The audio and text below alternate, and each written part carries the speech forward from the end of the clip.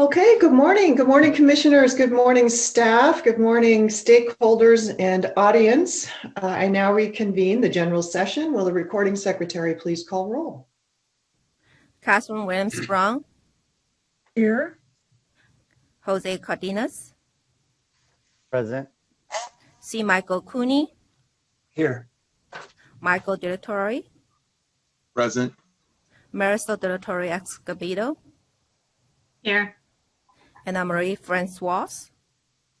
Present. Makita Gwynno Shire. Present. Megan Gross.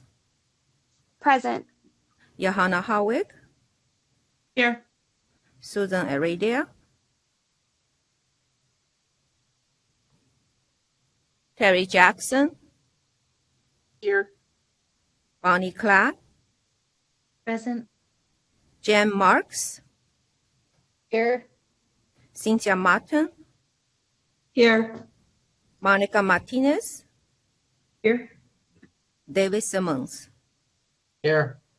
Tina Sloan. Here. Andrew Wall. We have a quorum. Thank you.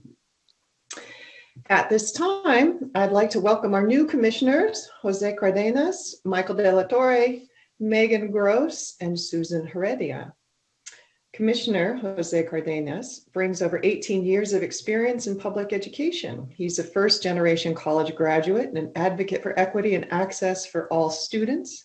Dr. Cardenas is a school counselor program specialist in the Stockton Unified School District.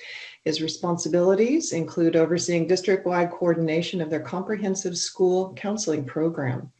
Specifically, he's provided leadership to expand mental health support for Stockton students and to increase financial application completion rate in the district. Dr. Cardenas pursued his post-secondary studies at San Diego State University, obtaining a bachelor's degree in interdisciplinary studies in Chicana, Africana studies, and child development. After working for the Science Enrichment Program at San Diego State University as a head resident counselor, he found his dream and passion to help others. He furthered his education by attending the community-based block program and pursuing his master's degree in school counseling at San Diego State, where he also obtained his pupil personnel services credential in school counseling. Additionally, he studied abroad with the CSU BCLAD program in Querétaro, Mexico, El Tec de Monterrey, and La Escuela Normal de, hope I'm going to say this correctly, Jose, Querétaro. Dr. Cardenas previously served as an advisor and mentor in San Diego and Chula Vista, and also worked with migrant families in the Salinas Valley. He began his career in Stockton in 2005 as a child welfare and attendance counselor, and later the chair of the counseling department at Cesar Chavez High School and Health Careers Academy. Over the course of his career, Jose has served in adjunct community college counselor, and most recently as a visiting professor in the counselor education program at CSU Stanislaus. In 2014, he obtained a doctorate in ed leadership with a concentration in community college from Stanislaus State University. Dr. Cardenas is the non-administrative services credential representative on the commission. Welcome, Commissioner Cardenas. Thank you. Thank you for having me. Bienvenidos. Commissioner Michael De La Torre is a national board certified teacher in English as a new language for early and middle childhood. He received his bachelor's degree at the University of California, Berkeley with a double major in statistics and Spanish language and literature. In 1991, Michael began his teaching career in the Los Angeles Unified School District as an elementary bilingual district intern. He earned his national board certification in 2002 and has maintained his certification. He's enjoyed all aspects of education, including being a mentor to new teachers, a facilitator for accomplished teachers, and a docent at the Los Angeles Zoo and Botanical Gardens, where he has volunteered for,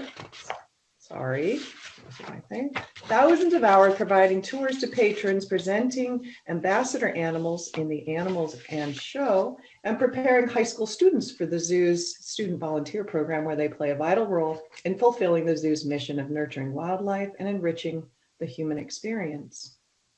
A former facilitator, assessor, and board member of the National Board for Professional Teaching Standards, Michael is passionate about student learning and education. He began facilitating other teachers to achieve National Board certification in 2002. And since 2013, he's been the coordinator of the Support Network, a nonprofit collaboration of United Teachers Los Angeles and the Los Angeles Unified School District, guiding teachers through the National Board certification process by providing facilitated support to candidates. Michael is a first-generation American son of Mexican immigrants. Michael De La Torre is a teacher representative on the commission. Welcome, Commissioner De La Torre. Thank you. Thank you. I'm so happy to be here. We're happy to have you. Commissioner Megan Gross discovered her love of teaching and inclusion during college when she was employed as a respite worker and later after graduation as an advocate counselor at the Summer House Inc. group homes in Yolo County.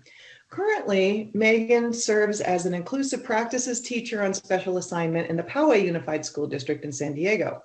She supports educators, paraprofessionals, and administrators in advancing inclusive instruction for students with disabilities in TK 12th grades. Prior to this position, Megan led a special education program for students identified with autism spectrum disorders and facilitated their inclusion in general education courses at Del Norte High School in the Poway Unified School District. During her tenure at Del Norte, Megan was recognized as the 2017 California Teacher of the Year and a finalist for National Teacher of the Year for her work in advancing inclusive education for students with significant disabilities.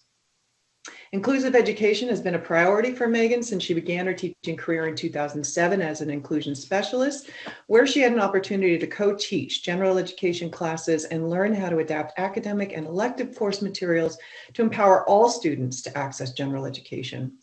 Megan has presented at state and national conferences on how to include students with significant disabilities in general education and how to effectively collaborate with paraprofessionals.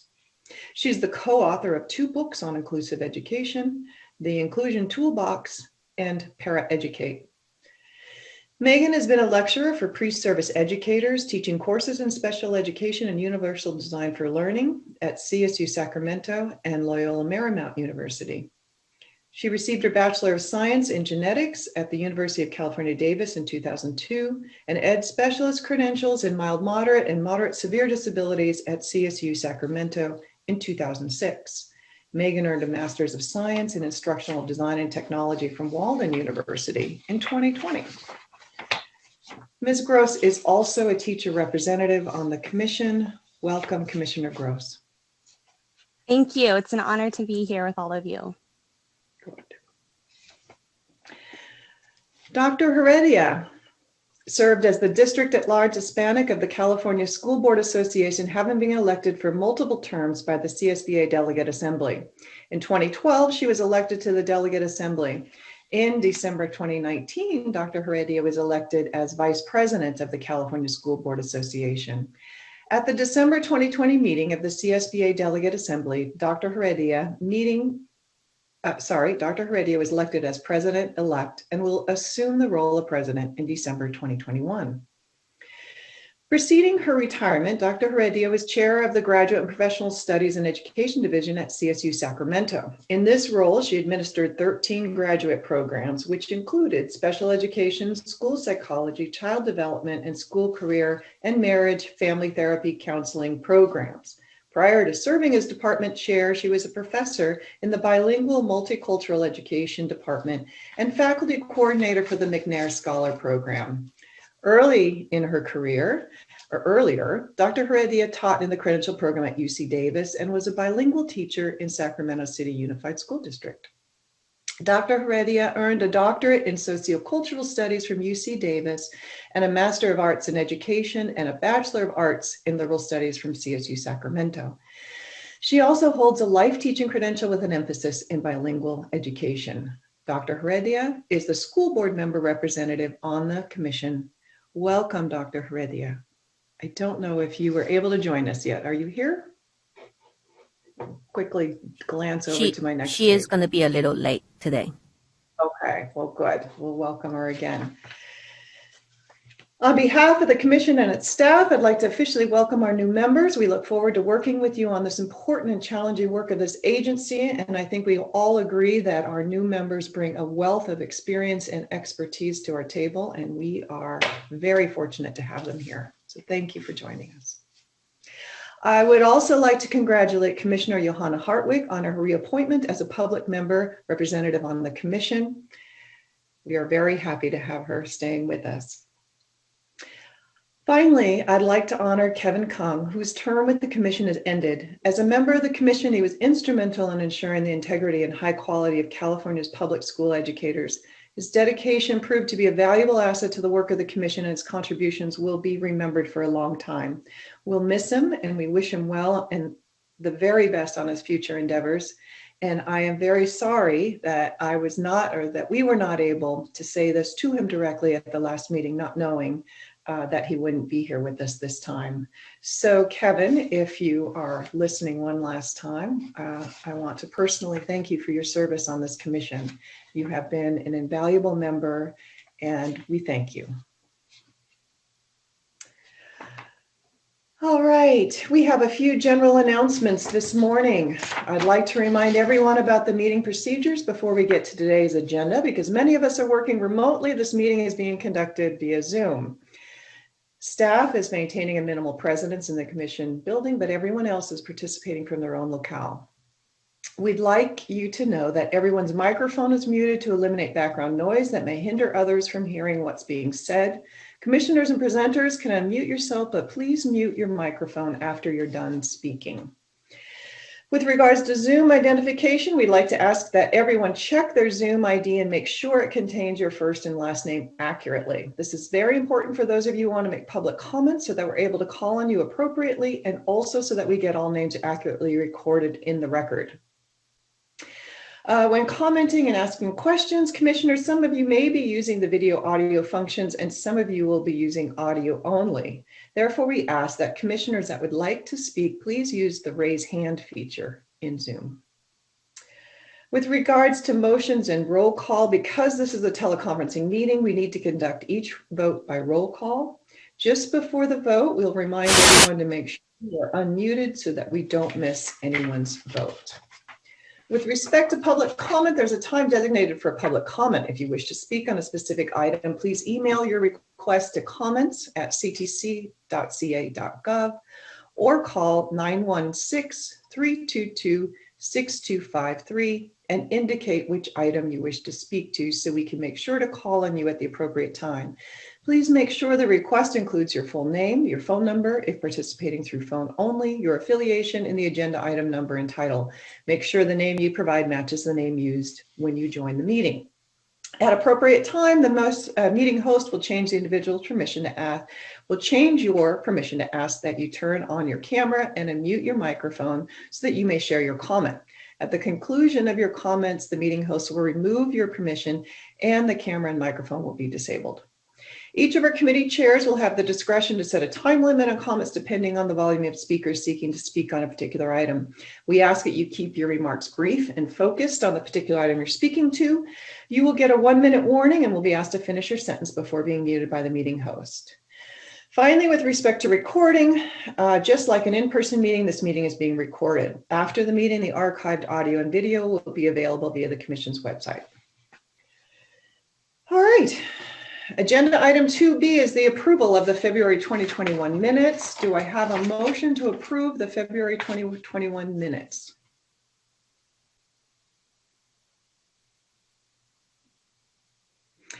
I have a motion by Commissioner Cooney. Do I have a second? Seconded by Commissioner Martinez. Discussion? Will the recording secretary call for the vote? Jose Cardenas, Aye. C. Michael Cooney, Aye. Michael De La Torre, Aye. Marisol De La Torre Escobedo, Aye. Megan Gross, Aye. Johanna Harwig, Aye. Susan Heredia, Abstain. Terry Jackson, Aye. Bonnie Clark, Aye. Jim Marks, Aye. Cynthia Martin, Aye. Monica Martinez, Aye. David Simmons, Aye. Tina Sloan. Aye. Motion carries. Thank you. The next item is 2C, approval of the April 2021 agenda. We have agenda inserts for items 2A and 6B. Do I have a motion to approve the April 2021 agenda?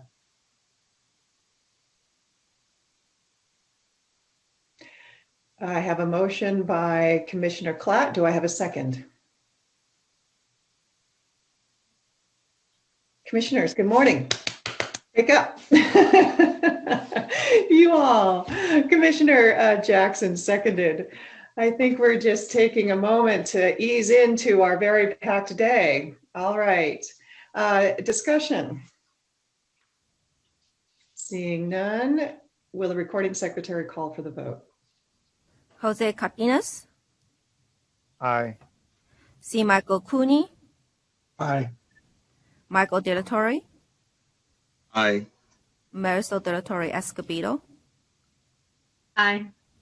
Megan Gross, Aye. Johanna Harwick, Aye. Susan Radia, Aye. Terry Jackson, Aye. Bonnie Clark, Aye. Jim Marks, Aye. Cynthia Martin, Aye. Monica Martinez, Aye. David Simmons, Aye. Tina Sloan. Aye. Motion carries. Thank you. Agenda item 2D is approval of the April 2021 consent calendar. Do commissioners have any items they'd like to consider in closed session? Commissioner Hartwig? I would like to consider number 30, Elizabeth High. Okay. Any other commissioners?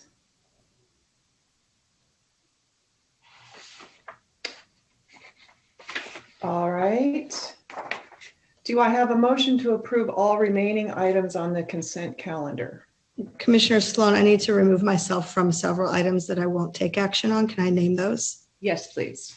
Number 42, number 59, number 65, number 80, and number 85.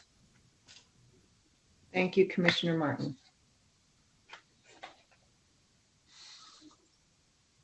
Commissioner Cooney? When ready, I will make the motion to approve the remainder of the consent calendar. Okay.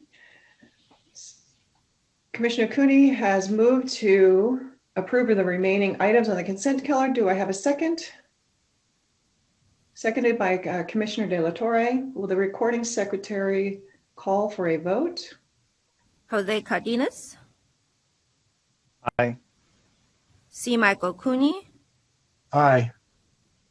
Michael De La Torre, Aye. Marisol De La Torre Escobedo, Aye. Megan Gross, Aye. Johanna Harwick, Aye. Susan Radia, Aye. Terry Jackson, Aye. Bonnie Clark, Aye. Jim Marks, Aye. Cynthia Martin, Aye. Monica Martinez, Aye. David Simmons, Aye. Tina Sloan. Aye. Motion carries. Thank you. Well, commissioners, we have a packed agenda today. It's a quick onboarding welcome to our new commissioners.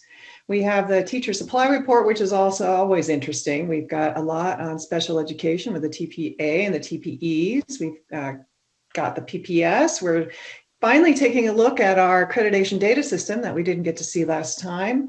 We've got a lot to talk about with our COVID flexibilities and update on examinations. And the message here, and I haven't mentioned everything that we're doing, but the work doesn't stop and our staff are ever busy. We had a productive and inspiring day yesterday, I think, by examining our vision, mission, and values, what we use to guide our work. I thought that was inspiring, and I'm energized. And we're reminded of the many things that we've learned over this past year, and we do not treat our work as learning lost, but learning gained. That we are aware of the care we must pay strong attention to for our students and our educators, and that we wish for our work to not only pay attention to issues of diversity, equity, inclusion, and justice, but that we enact our work with specific goals to make this central to our policy and processes moving forward. We have much to be thankful for as we engage in this together. That's what I was thinking of last night.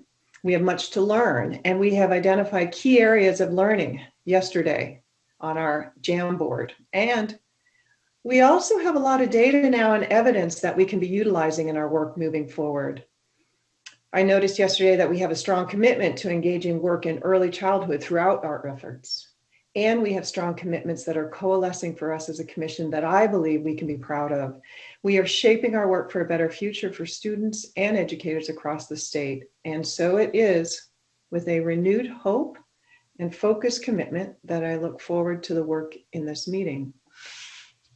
And I am purposefully keeping my remarks short.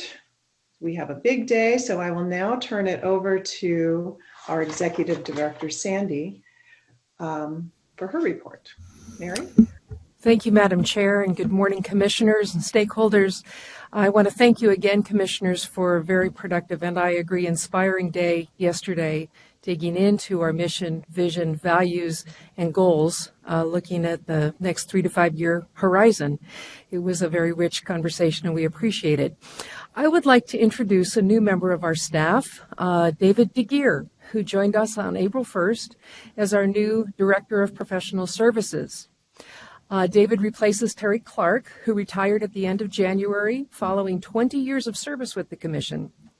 David has served as the Director of Teacher Education, Professional Development, and Licensing for the Wisconsin Department of Public Instruction for the last 4 years, and as the Assistant Director for 4 years prior to his appointment as Director. He's also served as a middle school principal, which will make this a perfect fit, actually, for working here at the Commission, as the Director of Instruction and Technology, as an interim superintendent, as a technology coordinator and 4th grade teacher. David graduated magna cum laude with an honors bachelor's degree in German, psychology, and secondary education from Marquette University in Milwaukee, Wisconsin. He holds a Master of Science in Elementary Education from the Urban Teacher Preparation Program at Syracuse University and a Certificate of Advanced Study in Educational Leadership, also from Syracuse University. He holds an administrator certification from the state of Wisconsin, authorizing him to serve as a superintendent, director of instruction, and principal, as well as teaching credentials for elementary and middle school grades 1 through 6 and German for grades 7 through 12. We are delighted to have David with us joining the team. He has a great deal of experience doing the kind of work that we do. In the state of Wisconsin, the teacher preparation and accreditation work is all lives within the rest of the Department of Education. So his work in Wisconsin included the Professional Services Division portfolio of work, as well as the certification and the educator misconduct work with everything to do with teacher preparation and licensure in Wisconsin. So he's hitting the ground running and had his debut with all of you yesterday, facilitating portions of our strategic planning session. So, David, would you like to say good morning to commissioners? And please push the button. So, yeah. Okay.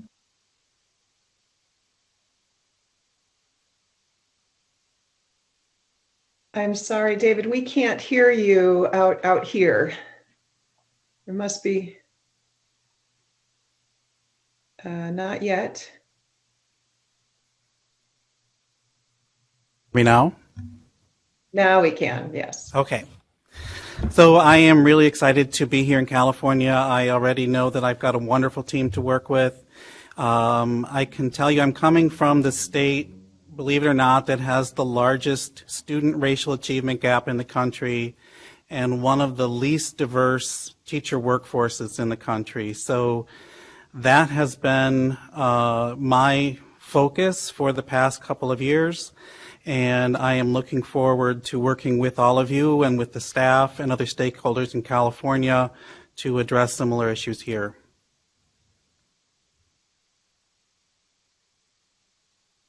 Thank Mary, now we can't hear you. I'm sorry. I'm practicing your lip reading. That concludes my report, Madam Chair. I turn it back to you. Thank you, and welcome, David. We are so happy to have you here. All right, I now do commissioners. I now invite commissioners. Do commissioners have any items to report?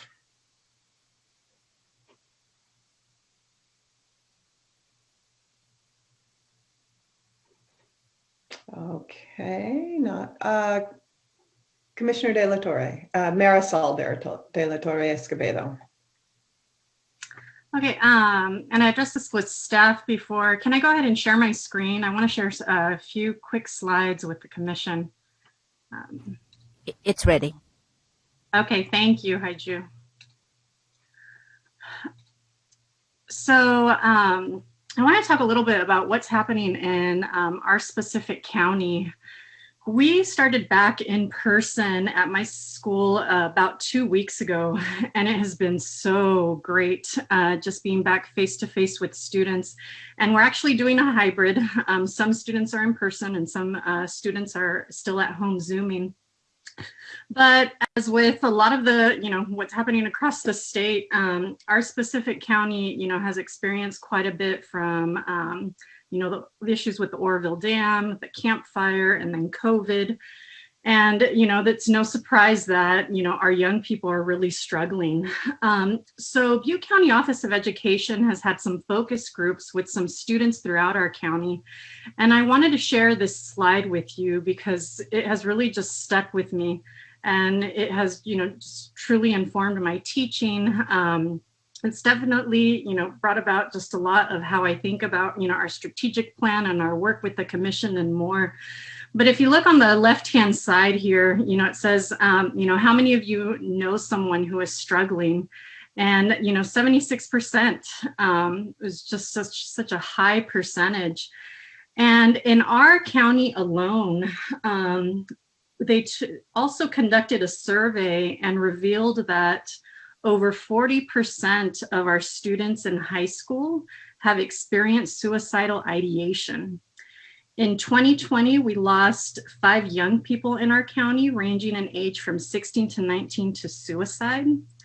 And with this in mind, our county and our school too is really trying to, open up the conversation in terms of how we can, support students who are struggling with mental health and also provide them a lot of the tools to talk to friends. How do you talk to friends and be looking for support and so forth. And, this next slide, our schools and, the community doing a good job educating youth about mental health. Some of their comments here, just in terms of the stigma, educators may be, and our community may be reaching out too late or not at all. This one, not enough caring, and so forth. So in terms of one thing you want adults to know, this has also stuck with me just in terms of be there, don't fix, don't pressure, listen, more caring, be safe, be open, and so forth.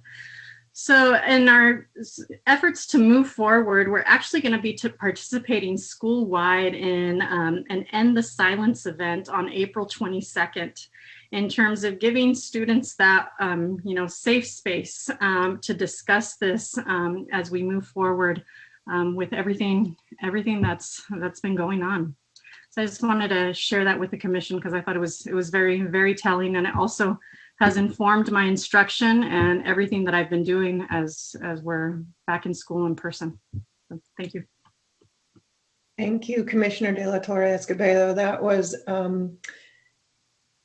was a very salient and important framing and reminder for where we are in this moment. in our work. Commissioner Cardenas. Commissioner De La Torre, thank you very much for sharing that. And that's what we're also seeing, across our counties, our districts, and, throughout the state and even throughout the nation. One of the things that I just wanted to point to is May is around the corner, and May has been known as Mental Health Month. And also within California, there is also the California Student Mental Health Week, which is on May 10th through May 14th, where we can really have these deep dive discussions and resources, not just for our students, but also for our faculty, for our staff, for our administrators, and for our families. This is much needed in our community, and this is something that is going across the state and also across the nation. So just wanted to bring awareness that May is Mental Health Month, but there is a California Student Mental Health Week on May 10th through the 14th. If there's any resources that you would like, you could always visit Each Mind Matters. It's one of the toolkits that's available. It's available for teachers, and it's also available for students. Just thank you very much. And again, Commissioner De La Torre, everything that you shared is true and relevant, and it's something that we're really dealing with a heavy heart in our district as well. Just with what the teens are saying, when we provide them a voice and an opportunity, they tell us the same thing. Please just listen to us. We want you, the adults, to please listen and be there for us. So thank you again for sharing. Thank you, Commissioner Cardenas. I think that is also that the piece about listening, just being there and listening to our young ones too, who can't often articulate well what they're feeling. Other commissioners. Commissioner Brown. I just wanted to thank both of you for your contributions this morning, and knowing that the work that the institutions of higher education are doing to reach out to our students is significant right now, is particularly significant. So thank you both very much for your description. And Each Mind Matters is exactly what we're working on over at our community college as well. So thank you, Jose.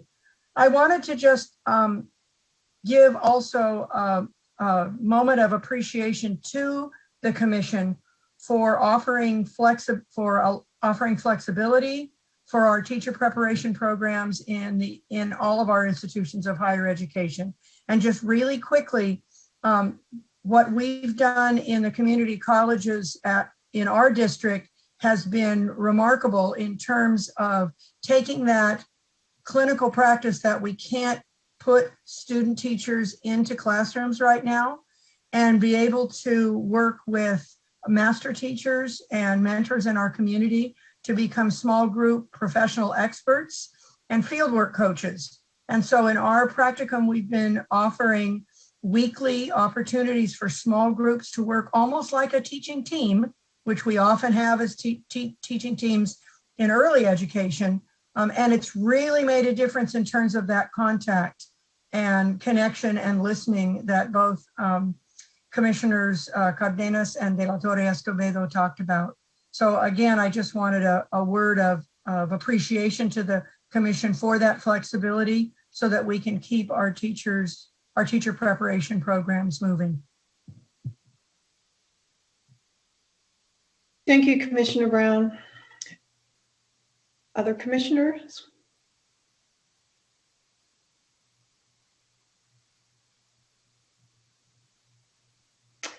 Okay. Do any liaisons have items to report? Liaison Rodriguez. Good morning, commissioners, and welcome to the new commissioners who are joining today for the first time. I actually have three main updates from the state board on assessment, adoption of the state literacy plan, and adoption of the state's first ethnic studies model curriculum. Of course, since our last meeting, more schools have opened, as Commissioner De La Torre Escobedo talked about, and Mine opened as well. I went back to see my students on Tuesday, and I felt, like when you straighten your spine and it cracks, I felt like my soul did that. Like, yeah, oh, it was so nice to be there in person and hear their laughter and hear their voices all together.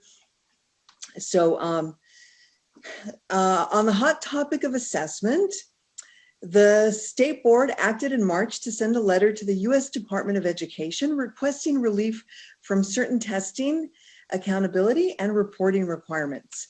The board also adopted criteria for testing if an LEA determines that statewide assessments are not the most viable option.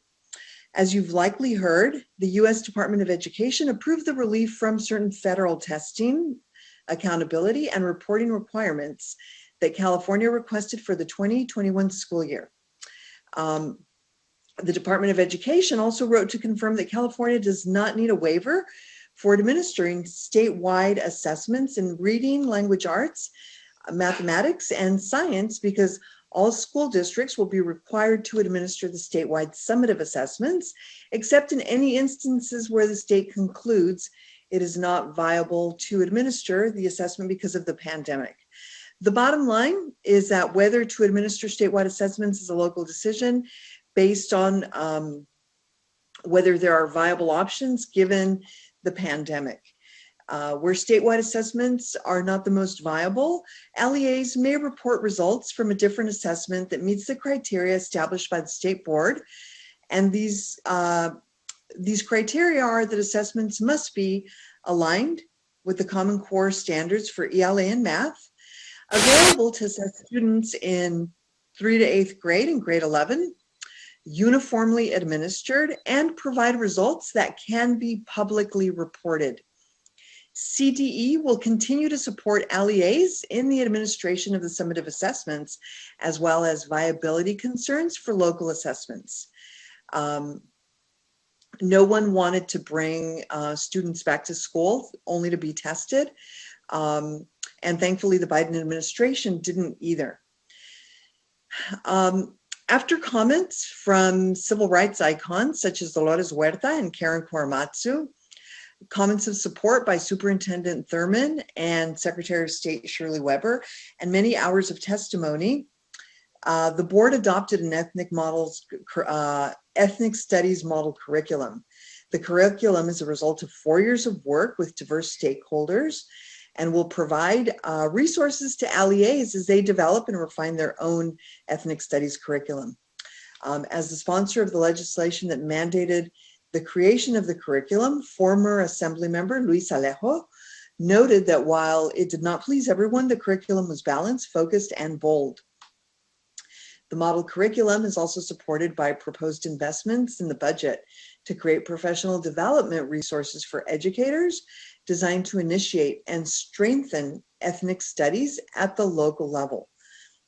Finally, the board adopted a state literacy plan. The literacy plan is a key deliverable of the federal comprehensive literacy state development grant, which has an overall duration of 5 years and $37.5 million to improve literacy outcomes for California students. Now that the plan is adopted, a request for applications will be posted to fund 7 local lead literacy agencies. I'll say that again because it sounded like a tongue twister. Local lead literacy agencies, which will work directly with districts, schools, and educators to improve literacy outcomes. The lead literacy agencies will support LEAs to develop literacy plans and actualize evidence-based professional development for literacy educators with a strong focus on teaching and coaching. Next month, the state board is expected to adopt the distance learning guidance, which is being finalized right now by the Sacramento County Office of Education.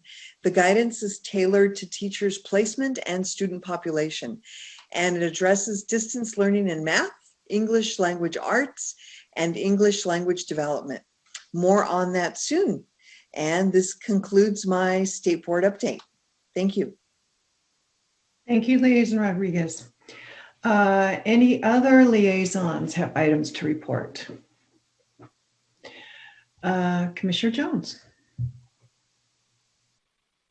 Hello, everybody. And this is going to be a little quick. I just wanted to mention how thankful I am. I know that other students are for the flexibilities that we have been given in this past year, about a year. And I think we reached our year in a month mark just about.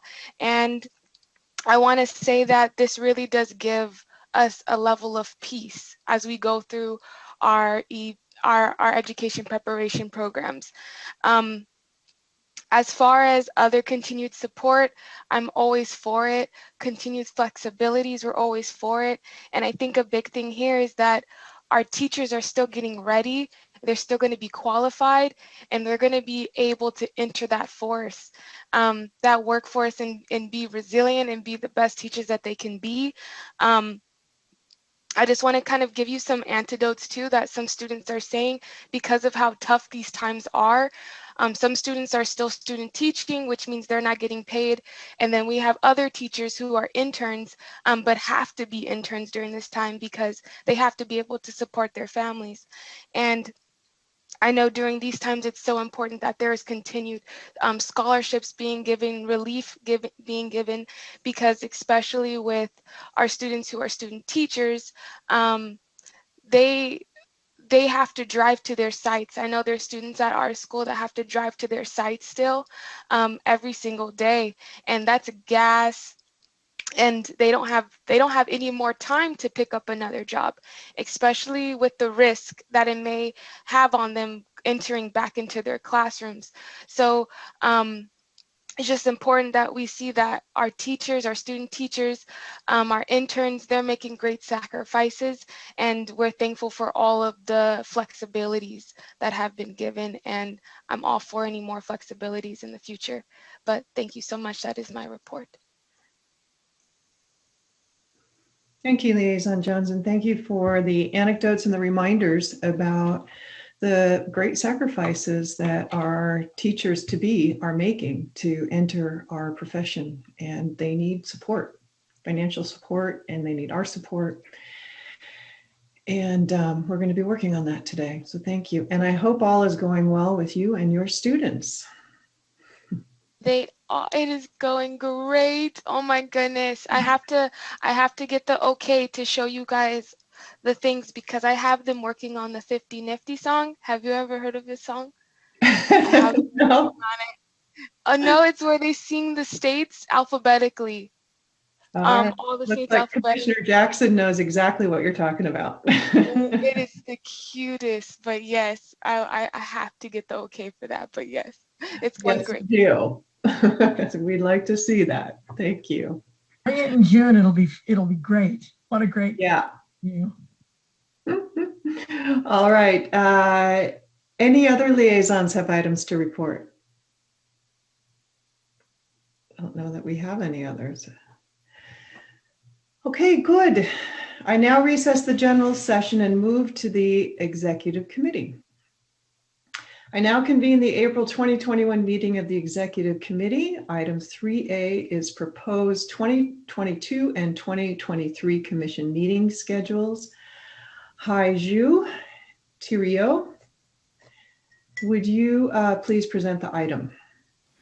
Good morning, Commissioners. Staff presents proposed meeting schedules every 2 years for your review and approval. The recommended schedules include 6 2-day meetings each year. As the schedules are developed, we consider the K-12 and higher education calendars whenever possible, as well as state holidays and educational conferences. A list of the proposed dates for 2022 and 2023 are available on page 2 of this agenda item. I am happy to answer any questions you may have. Thank you.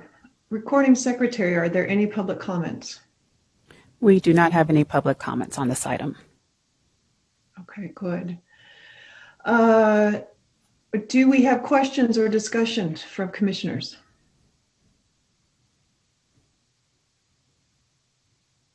All right. This is an action item. I'd like to remind everyone that only those who served on the executive committee can make and second the motion. On that note, do I have a motion to approve the proposed commission meeting schedules for 2022 and 2023? Commissioner Cooney? I will make that motion, Madam Chair. All right. Seconded by Commissioner Marisol de la Torre Escobedo. Discussion? All right. Will the recording secretary call for the vote? C. Michael Cooney, Aye. Marisol de la Torre Escobedo, Aye. Terry Jackson, Aye. Bonnie Klatt, Aye. Monica Martinez, Aye. David Simmons, Aye. Tina Sloan. Aye. Motion carries. Thank you. Thank you, Haiju. This concludes the business of the executive committee. This item will be taken up by the full commission on Friday, so all members will have an opportunity to vote on the proposal. The committee is adjourned. Next is the Educator Preparation Committee. Commissioner Martinez, we convene the committee. Right. Thank you, Chair Sloan. Hi, everyone, and happy spring, I hope. I would like to call the April 2021 meeting of the Educator Preparation Committee to order. We have 10 agenda items. 5 of the items are scheduled for today, with 5 more tomorrow morning. That means get comfortable, because we're going to be here for a bit. Thank you for rushing through all the reports, as we have a lot to do here. I'd like to remind members of the public that wish to speak on a specific item to please email your request to comments@ctc.ca.gov or call 916-322-6253 and indicate which item you wish to speak to so we can call you at the appropriate time. Please make sure that your request includes your full name, your phone number, if participating to the phone only, your affiliation, and the agenda item number and title. Make sure the name you provide matches the name used to join the meeting. At the appropriate time, the meeting host will change the individual's permissions and ask that you turn on their camera and unmute their microphone to share their comment. At the conclusion of the speaker's comments, the meeting host will remove the individual's permission and their camera, and the microphone will be disabled. So with that, we're going to go ahead and move into our first item today, which is 4A, Teacher Supply in California 2019-20. A report to the legislature. This item is presented by Marjorie Suckow. This is an action item. Ms. Suckow, will you please begin? Good morning, Commissioners. The agenda item 4A is titled Teacher Supply in California 1920, a report to the legislature. This is the annual report that the Commission publishes every April. All summary tables are presented within this agenda item, and detailed tables are presented in the appendix. The appendix is available on the website, and you can access the appendix by clicking the link provided on page 2. Teacher supply dashboards have been updated with the 1920 data, and you can access the dashboards by clicking the hyperlink labeled California Educator Supply Dashboards on page 2. Based on Commissioners' feedback from last April, we have provided 5-year data wherever possible to show trends and patterns. We have also added data for child development permits for 5 years. Before I start with the findings from this report, I will briefly discuss the requirement, why do we submit teacher supply report every April? The annual reporting of teacher supply came out of Assembly Bill 471. As per Education Code 44225.6, the Commission has to report on the number of teachers who received credentials, certificates, permits, and waivers to teach in California public schools. A detailed listing of this requirement can be found on page 2 of this agenda item. At this time, I'll go over highlights from this 1920 report. I would like to add a caveat here. The report focuses only on teaching credentials, that is multiple subject, single subject, and educational specialist credential, as well as permits, waivers, and certificates that are associated with these teaching credentials. New teaching credentials issued in 1920. I will start with Table 1A on page 4. This table displays the number of new teaching credentials issued in California by 3 different pathways for 5 years. There was a total of 17,979 new credentials issued to California IHE prepared, California district prepared, out-of-state and out-of-country prepared teachers.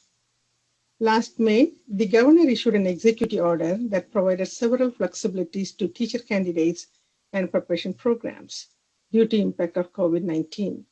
One of the flexibilities is to postpone TPA and RECA requirement from preliminary to clear credential.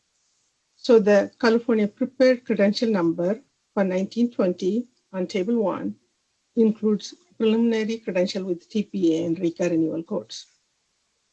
For California IHE prepared, there had been a steady small upward trend in the past 5 years. Between 1819 and 1920, there was an increase of 10.5%. District prepared pathway showed some fluctuation during the same time frame, and it decreased by 7.9% between 1819 and 1920. Out of state, out of country also showed some fluctuation and showed a decrease of 9.6% between 1819 and 1920. When all 3 pathways were combined, there was an increase of 5.5% between 1819 and 1920. Pages 4 and 5 shows the breakdown of these 3 different pathways by 3 different credential types. Table 2A on page 6 displays the number of new credentials issued by credential types over the past 5 years. There were increases for multiple subject and education specialist credential, while there was a decrease in the number of single subject credentials between 1819 and 1920. Table 2B displays the percentage of new credentials issued by credential types. Out of the 18,000 new credentials issued in 1920, multiple subject consisted of 43.2%, single subject consisted of 36.2%, and educational specialist credential consisted of 20.6%. In the past 5 years, there has been a change in the proportion of these teaching credentials. In 15-16, multiple subject was 41.7%. 5 years later, it has gone up to 43.2%. Education specialist used to be 18.6% of the total. Now it has gone up to 20.6%, an increase of 2 points. While the proportion of single subject went down from 39.7% to 36.2% in the past 5 years. Table 3A on page 7 displays the new teaching credentials issued by preparation pathways. California IHEs continue to prepare the biggest proportion of the new credential issued. In 1920, more than 3/4 or 79% of the credentials were issued by IHEs. Table 3B on page 7 displays the change in the proportion of credential by these pathways. IHEs have 2 pathways. One is the student teaching route or the traditional route, and another one is the university intern route. Here again, there's a little bit of a change. In 15-16, the traditional route was 57%. Now it is down to 54%. At the same time, university intern route went up from 16% in 15-16 to 25% in 1920.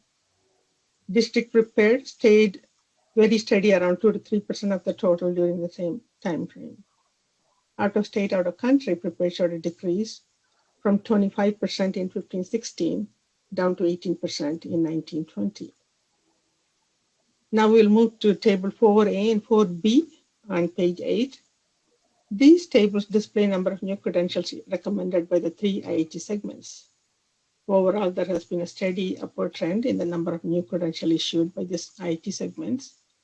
In 1920, private independent colleges and universities prepared nearly half, 49.5% of the new credentials, followed by CSU prepared another half, 44.9%, and UC prepared around 6% of the new credentials issued. When we compare the credentials issued by these 3 segments in the past 5 years, again, there has been a shifting. 5% from CSU and 2% from UC has gone to private independent colleges and universities in the past 5 years. Table 5A on page 9 displays the number of new intern credentials issued for the past 5 years. These interns are teacher candidates in the teacher pipeline.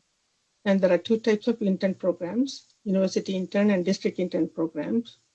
Both programs showed a declining pattern between 18 and 19, and overall decline of 5.5%. Table 5B shows the breakdown of university intern documents by these three IHE segments. Both CSU and private independent colleges showed a decrease between 18-19, whereas UC showed an uptick. Between pages 10 through 19, we have shown data and information on other type of teaching documents such as CTE, designated subjects, child development permits, EL authorizations. Now we will move to the permits and waiver section that starts on page 20. Page 11A and page 21 displays the number of short-term staff permit and provisional internship permit issued in past 5 years. Overall, the PIPs and STIPs went up a lot in the first 4 years, but between 18 and 19, the PIPs went down by 5.6%, and STIPs showed a small increase of 2.3%. When both PIPs and STIPs were combined, there was a decline of 1%. On page 22, table 11C shows the number of limited assignment teaching permit issued for the past 5 years. Here again, all three types showed a declining pattern between 18-19 and 19-20. And the decline ranged from 3.8 for special education permit to 13.8% for multiple subject permit. Overall, when all three permits were combined, there was a decrease of 9.4% between the last 2 years. Table 11D on page 23 displays the number of teaching waivers issued for the past 5 years. Compared to the permits, the number of waivers are smaller. Usually it hangs around 400, and there was a small uptick between 18-19 and 19-20. One of the other flexibilities were the issuance of program-sponsored variable term waiver, which was authorized last April by the Commission, and these numbers include PSVTW for 19-20. On pages 23 to 25, we have shown additional analysis on this intern documents, permits, and waivers by statewide, by county, as well as by credential type. So overall, at the statewide, we have seen some upward trends, some downward trends. There are increases in the new credential, a small uptick in STIPs, uptick in waivers. At the same time, there were decreases in the number of intern credential, PIPs, and limited teaching permits. What does this all mean? If you look at page 26, table 12A, where we show the comparison of teachers who are on intern permits and waivers compared to teachers who are on full credential. According to California Department of Education's most recent data, more than 307,000 teachers teach in California public schools. According to 1920 Commission's data on intern permits and waivers, we had more than 13,000 documents. If you take 5,000 intern credentials, which translates to 1.6% of the total teaching workforce, 8,000 permits translates to 2.6% of the total, 400 waivers, which is less than 0.1. So at the statewide, little over 4%, 4.4% of the employed teachers held an intern permit or a waiver document. In other words, 95.6% of the employed teachers held a preliminary or clear credential in 1920. We have provided some additional data on demographic data, age data of new teacher candidates, as well as race and ethnicity of our current teaching workforce. They are available on pages 27 through 29. See these data on estimated teacher hires to give a statewide perspective on teacher demand. We have analyzed the data by geographic region, county, and subject area, and they are available on pages 30 to 33. Finally, the selected findings from the full report are provided on pages 34 to 35. This concludes my presentation for agenda item 4A. I'll be happy to answer any questions you may have. Thank you.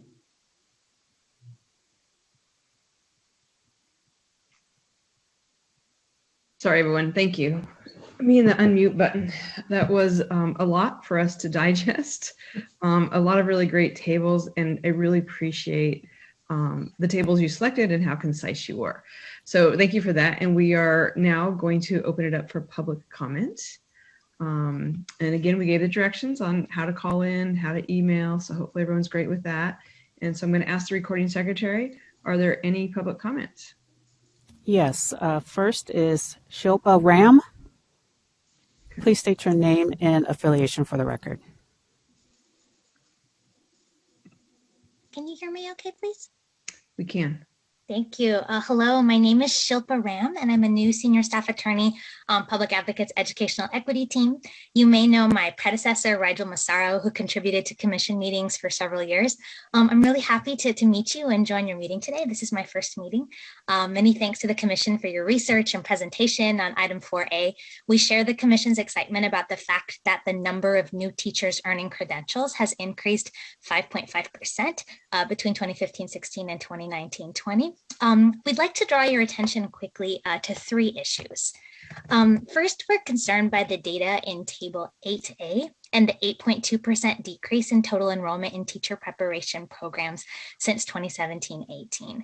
Given the acute teacher shortage in California, which has persisted during the pandemic, we believe it's critical that the state focus its efforts on new teacher recruitment and retention. We encourage the state to invest in high quality, high retention pathways, such as teacher residencies and grow your own programs, which have been shown to bring diverse candidates to the teaching profession who are likely to stay in the field of education.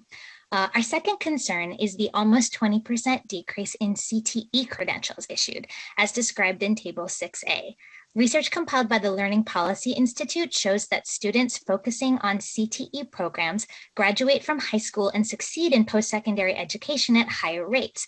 Plus, CTE courses are instrumental in instilling useful skills in students, like critical thinking and complex problem-solving skills. However, CTE courses require highly skilled teachers, and the downward trend in new CTE credentials issued is of great concern. And we hope to hear about the Commission's plans to mitigate the CTE teacher shortage and ensure that students receive high-quality instruction in their CTE courses. And finally, we're concerned that according to Table 11D, the number of teaching waivers issued in California has increased by more than 50% since 2015-16. Research shows that the prevalence of substandard credentials is further evidence of California's acute teacher shortage. Expanding high retention pathways into the profession, such as teacher residencies, and streamlining entry requirements are two ways to recruit more teachers, with the goal of increasing the number of fully credentialed teachers in California classrooms and reducing the number of waivers issued. Our team at Public Advocates looks forward to continuing to partner with the Commission on this important work, and thank you very much for all of your efforts in support of greater teacher recruitment and retention. Thank you so much. Recording Secretary, are there other public comments? Brian Johnson, please state your name and affiliation for the record. Good morning. My name is Dr. Brian Johnson, and I represent the Los Angeles Unified School District in the role of Director, Certificated Workforce Management in our Human Resources Division. And I'm grateful to be able to make public comment regarding the teacher supply report. First, please allow me to thank Commission staff for their work on this report. Every year, my department uses this report as one of our key planning documents as we craft the certificated recruitment strategy for the largest school district in the state of California. This document provides us with a number of data points that are vitally important to our strategic thinking. We are glad to see that the Commission continues to provide demographic data as part of this report, and we hope that Commission staff consider including information in future reports regarding the race and ethnicity and gender of new credential holders rather than all credential holders, so that we may have a better grasp of the trends over time regarding teacher diversity within the state. Now, we know that some of this work is happening in earnest through the exploration into improvements in our statewide data dashboard, and we look forward to being able to drill down further as we seek to better understand teacher staffing trends in California. We are heartened to see the continuing increase in the number of credentials issued statewide, and are hopeful that our collective efforts will help continue this trend so that we can meet the needs of our school communities with strong, well-prepared, and highly qualified teachers. On behalf of LA Unified, I'm grateful for our continuing collaborative work. And I once again thank the commission staff and the commissioners for providing this report so that the work that we do within our schools, districts, and local education agencies continues to be well-informed and that our decisions are able to be grounded in hard data. Thank you. Thank you. Recording Secretary, are there other public comments? There are no additional public comments on this item. Great.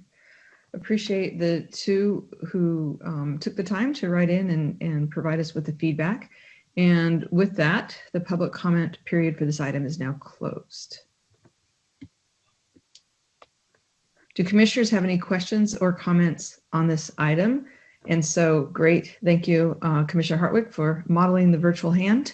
I will be on the lookout for the virtual hand as well as other hands. There's real ones if you can't access that.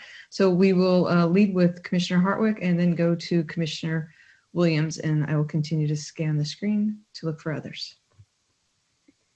Thank you so much. I have a few questions and comments, and a few of the questions may be for Dr. Sukow, but a lot of them might be for my fellow commissioners to help me understand some of this data. First, I want to thank the staff and all of the IHEs and others who provide the information for this. I've now been able to see a couple of these reports and I find them very illuminating.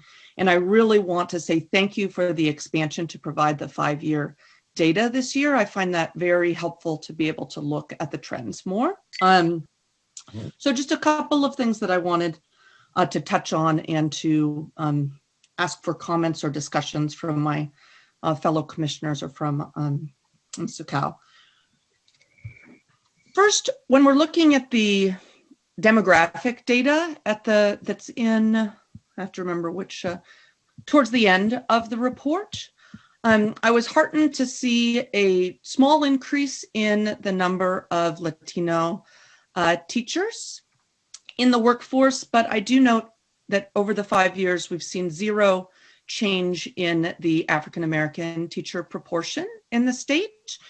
And I really wanted to repeat what we just heard from Dr. Brian Johnson from LA Unified about how useful it might be if it were possible to provide demographic information on more recent credential holders, because I know that it can be very difficult to parse out when we're talking about 300,000 credential holders, what some of the trends might be and whether there might be progress being made that is hard to tell because it's swallowed up in the in the size of the populations that we're talking about. But I did just want to bring attention to that unfortunately we have not seen much of a change in the African-American teacher percentage across the state. And so, if there are folks who have comments related to that might help us understand why that is, that would be great.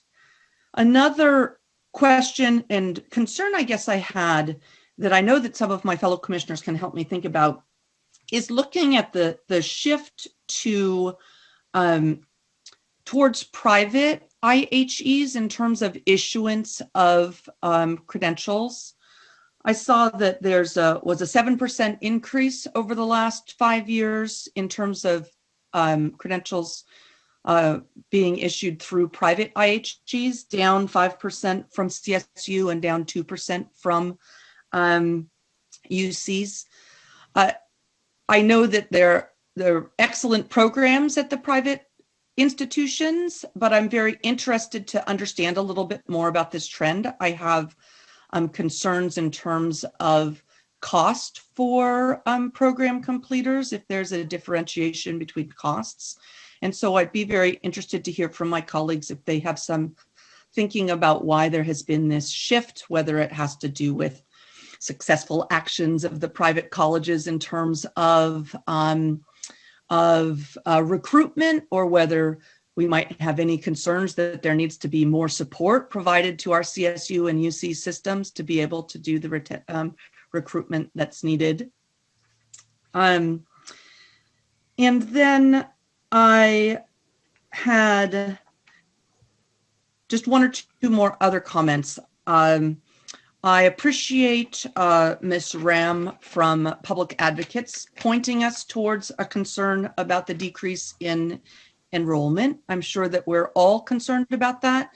It's heartening again to see that we have had a small increase in credentials issued over the last couple of years, but my concern is that with this 8% decrease in enrollment, within a few years, we're going to be seeing a decrease in in credentials issued. And so if folks have any comments on things they think might mitigate that, and that I'm should not be so concerned that that's going to roll through, then I would really appreciate that.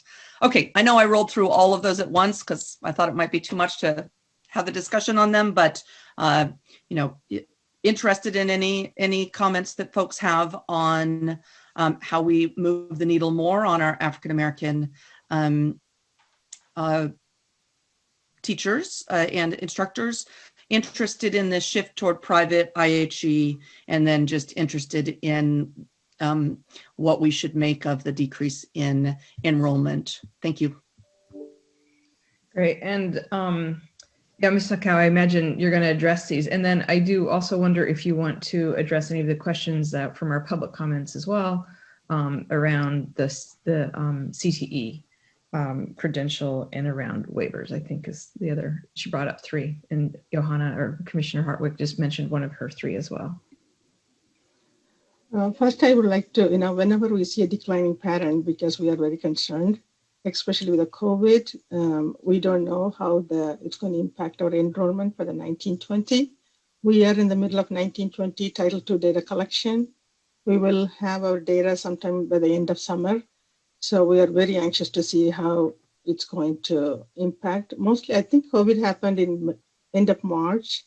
So maybe 1920 may not be that much impacted, maybe 2021.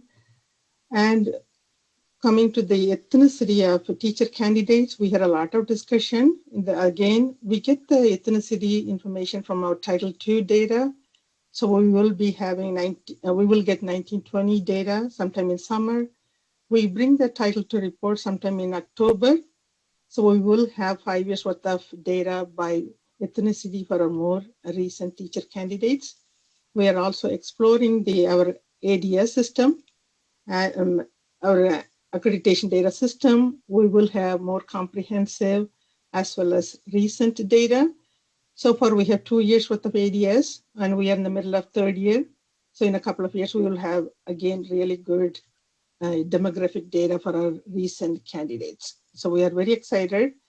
We are also exploring, and actually Fifi is designing a dashboard, which is showing K-12 enrollment by race and ethnicity and recent candidates, as well as teaching workforce. So we can see the ethnicity side by side. So we are actually working on it. We are very excited to show you this maybe when we bring the Title II report in October. And then the shifting of this proportion is between the 3 segments. So it's like a pie, we have the 3 segments, and private colleges and university, we have a lot more programs now. So that could be a reason some of the numbers are going towards that segment. So it is just to show a pattern of the 5 years, how this credentials are moving between the IHE segments.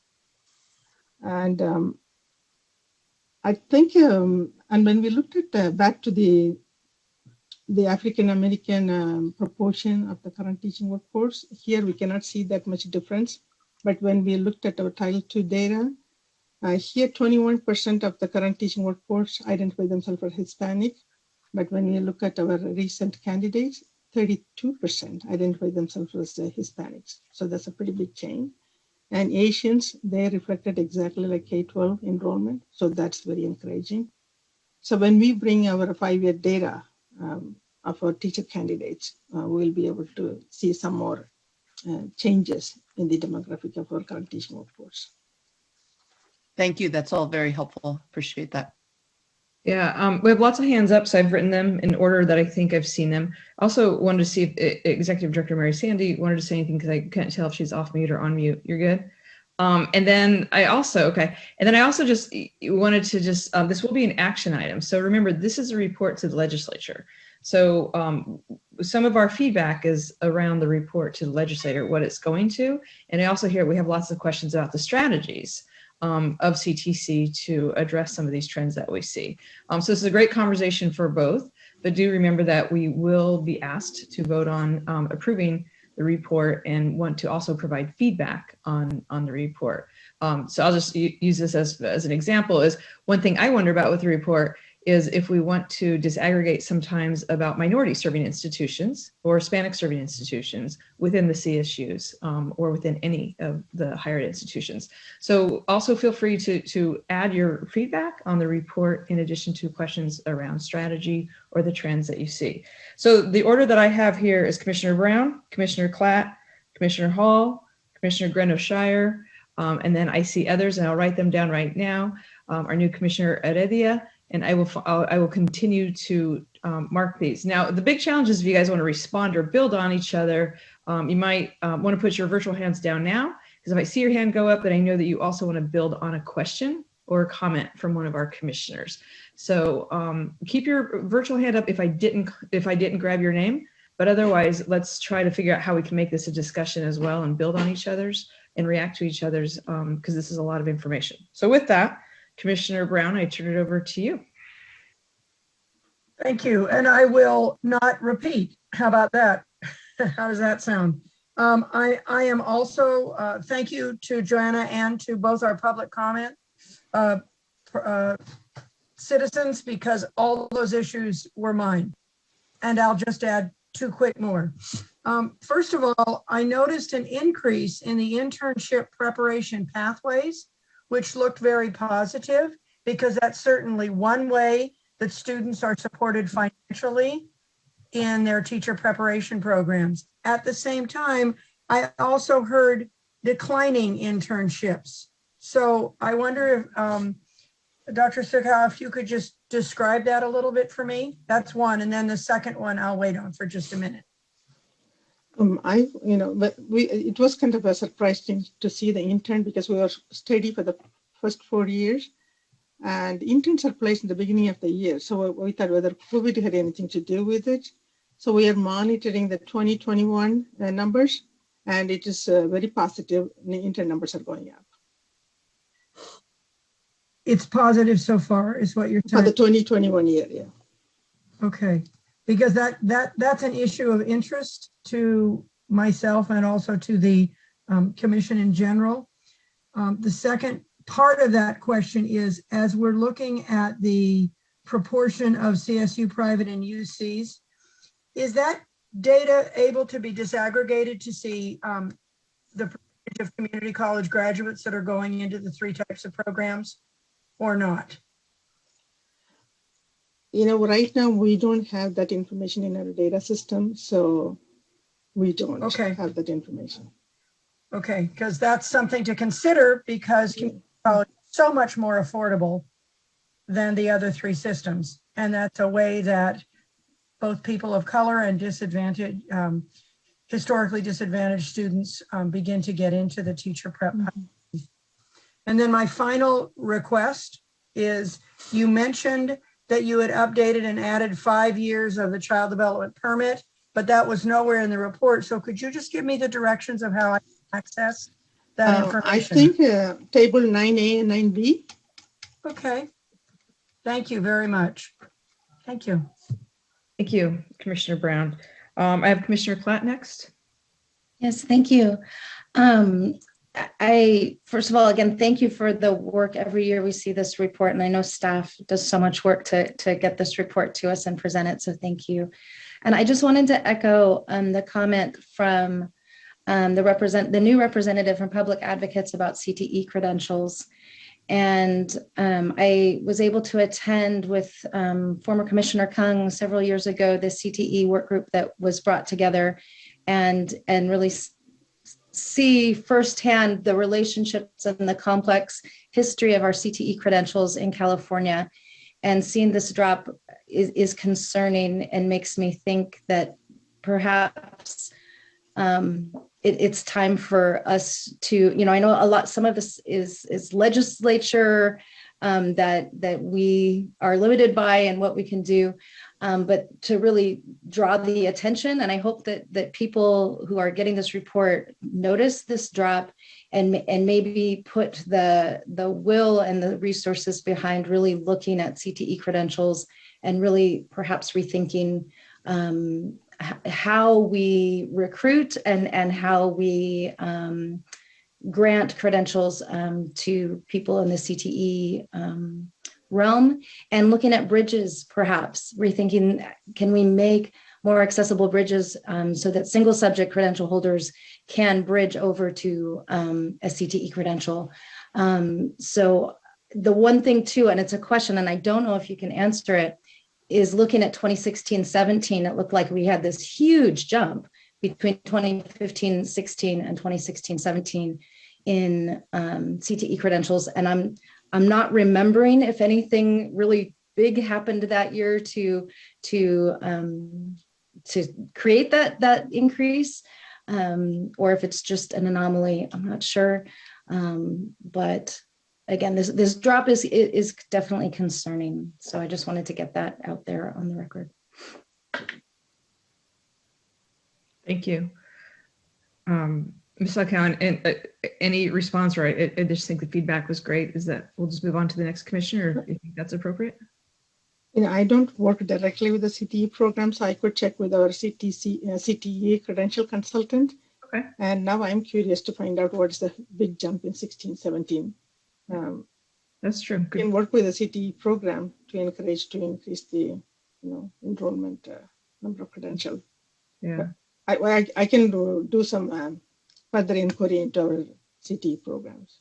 Great, thank you. And thanks for identifying that trend, Commissioner Klatt. I'm going to move on to Commissioner Hall, and I'm going to make sure folks know that I added Commissioner Francois or Commissioner Simmons. Did you want to respond to anything about what Commissioner Klatt? No, okay, so just put you in the queue, okay? No, I was going to ask specifically with regard to CTE, okay, if there was a connection between the CT incentive grants, the CTIG grants, and whether that might have impacted the cycle of when there was those spikes with CTE. Great. Thanks for the follow-up. Something else we can look into. Mm-hmm. Great. Any other follow-up questions about the CTE? Okay, so we're going to move on to the Commissioner Hall. Then we have Commissioner Granoff-Shire, Commissioner Heredia, Commissioner Jones, and Francois. Okay, Commissioner Hall. Thank you. I'm going to see if I can make 4 quick points. Some of them are responding to earlier items. First, I just want to say, once again, the great quality of the report. It's accurate, it's clear. I can't remember if we had 5 years of data before, maybe we did, but the 5 years is fantastic to look at trends. So I just tremendous to the staff for the work on that. Second, I think that we've called attention in previous years to the focus on background of credential holders. This is really important, and I'm so pleased to hear that there's going to be work, or there is work going on to look at new credential holders, specifically using that Title II data and what you were describing. I think that's fantastic. It's nice to see that 3 or 4% overall increase in diversification amongst our the certified report. And with the numbers there, that's actually pretty significant. I want to point that out, that's a pretty significant move. I think that's really nice to see. Third, one thing I want to point out that I think is going to be really interesting is that I wonder what the disruptive past year will do to this data. One of the challenges is lags in data.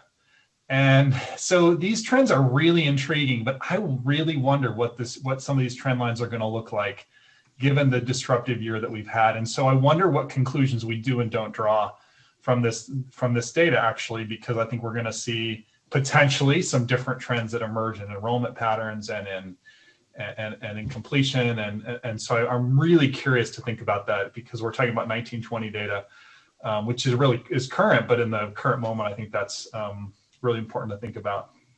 And then specifically to the earlier commissioner questions, I think it's interesting that there actually has been an increase in CSU enrollment in total numbers, but a decrease in the percent of students served by the CSU campuses in terms of program completers and current enrollment. And the increase in the private sector has been larger, which is why they take a greater percentage overall. So there's been a positive trend line in CSU enrollment. There's been a slightly perhaps greater positive trend line in private not-for-profit. So I think we should be conscious of realizing that actually enrollment is up in the CSU system. I think enrollment in the report is pretty flat in the UC, which may speak to capacity in that dimension. So I think that's an important aspect. And I'm also we see lots of new proposals, right, related to private not-for-profit entities coming into California. If I think about new program proposals. So those are my 4 quick comments. Thanks. Great, thank you. We're going to move to Commissioner Grinowshire. Thank you. Good morning, colleagues. A couple of comments I'll build on and try not to be repetitive, but I do want to thank the staff for this really rich and informative report every year. The data are really illuminating. I also want to thank Commissioner Hartwig for her suggestion that we have more resources and support to the UC and the CSU. So if there's anything that you could do about that, we would certainly appreciate that. Rest assured that I and my colleagues, when this report was released, looked at it very carefully. And I really, really appreciate Commissioner Wall's caution to us in interpreting these results. The 5-year window is really helpful to see these trends, but I share Commissioner Wall's suggestion that we think about this over time and be very cautious about how we might be drawing some conclusions. Interestingly enough, this past year, enrollment in the CSU and teacher preparation programs is up 15%. And anecdotally, what my dean colleagues are reporting is that it has to do with the flexibilities that were provided in the executive order. So we will see where this lands in a year or two. And then finally, I want to share what we're doing in the CSU related to increasing enrollment, particularly by our African American students. I may have mentioned this previously, but if you will indulge me for a moment. The Deans of Education a year and a half ago took a deep dive into their own campus data and were concerned as well about the small percentage of African American students. And so we began a pilot program we're calling the Learning Lab for Diversity that is being run through our Educator Quality Center. And using improvement science methodology, we have 5 campuses that are piloting this work and developing change packets, to use improvement science methodology terms, that can hopefully be used across our campus and across our system with the overall goal is to understand why we don't have an increased percentage of African American students, and then develop strategies from the very beginning, from advising all the way through the program and through retention, to ensure that we are graduating candidates that look like the students that they serve. So thank you for that. Thank you. Thanks for the context and the additional information. We're going to move to our new commissioner, Heredia. Thank you. Good morning, everybody. So one of my questions was already posed by Commissioner Brown about looking at for the data in the private versus the public in terms of ethnicity. I think that's really important to give us a sense.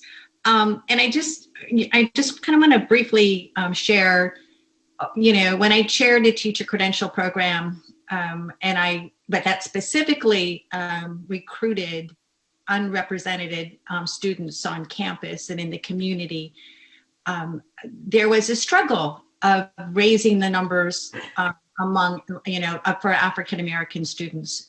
But at the time that we were able to do it, there were 3 lessons that I took away from that experience.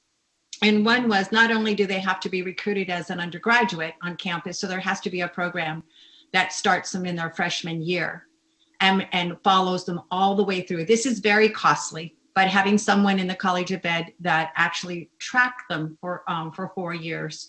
The second thing is that, which is on the agenda and speaks to many of the public comments that we got about the RECA, the CBEST, the CSAT.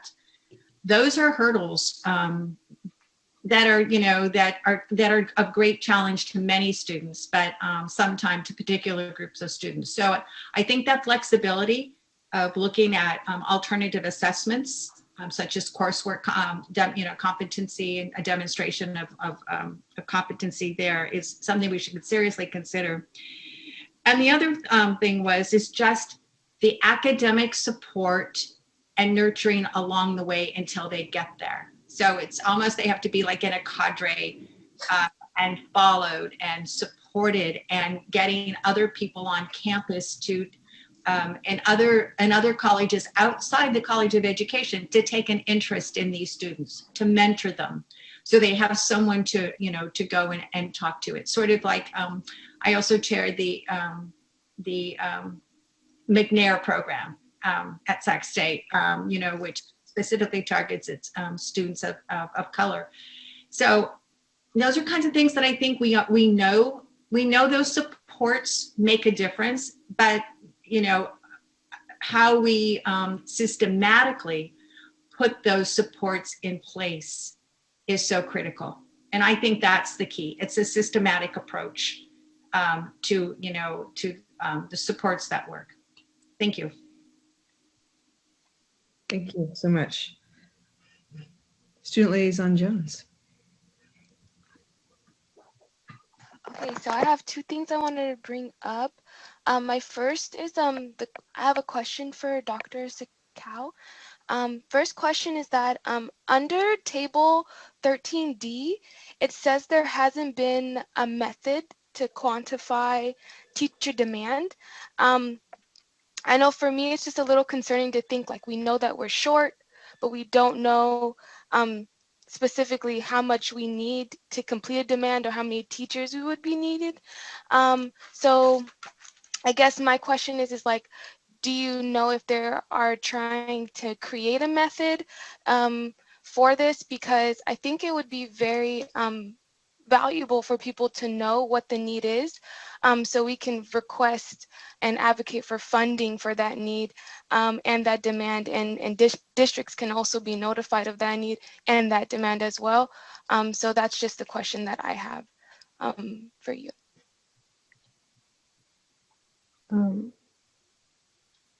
The commission is responsible for preparing teachers. We issue credentials, and CDE does the employment of teachers. So we get all the data related to employed teachers from CDE. And then the estimated teacher hire, it is the closest we can have for demand. CDE collects and projects from school districts. I think they gather the information from individual school districts, and then they project the estimated need by county as well as by subject area. So you will see those tables in the 14 series. 14A through 14B, C, E, and F. So we have given a statewide picture and how that estimated teacher for 2021, they estimate 20,000 teachers needed for the state, and then they break it down by county. And we cannot show the county, but we are summarizing it. Most of the demand will happen in 4 different areas: Bay Area, South Coast, and in Central Valley.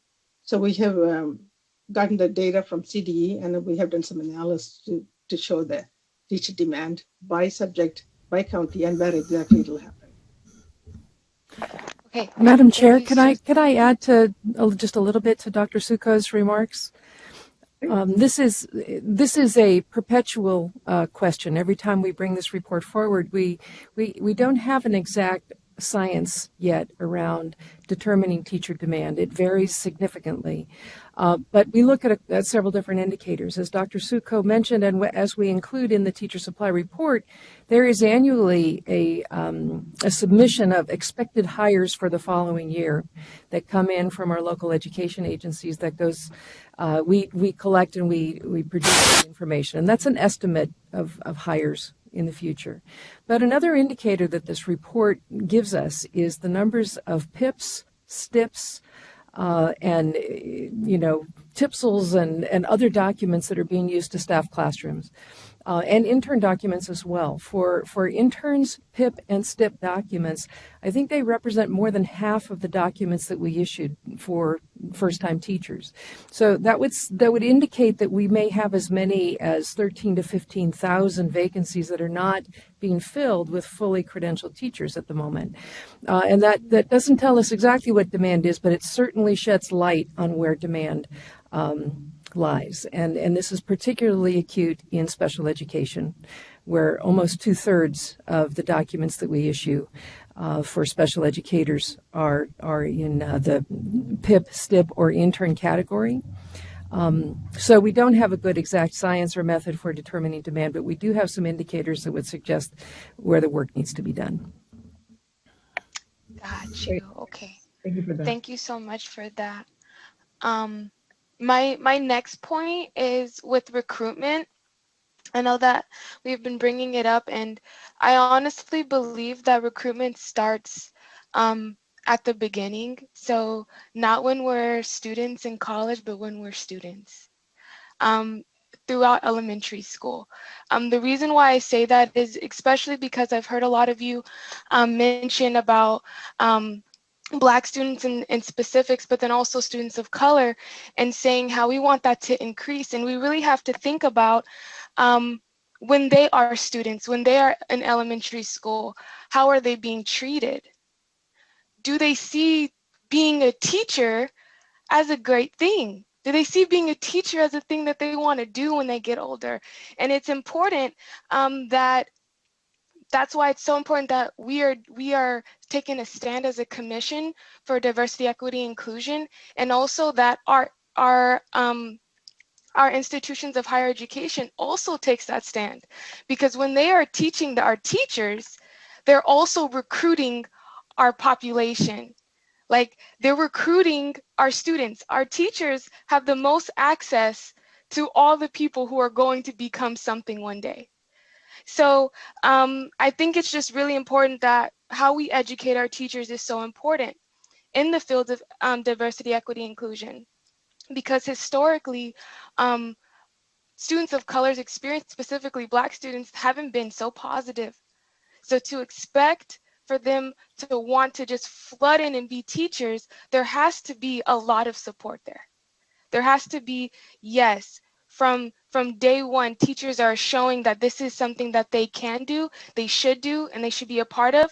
And when we get into our higher education institution, there is that tracking that one of the commissioners talked about, tracking throughout all the years, and then also eliminating those barriers. So that's something that I just wanted to bring up, because I really appreciate you all bringing up those concerns, and I want to let you all know it starts from the beginning. Like, that's how we recruit, from the beginning.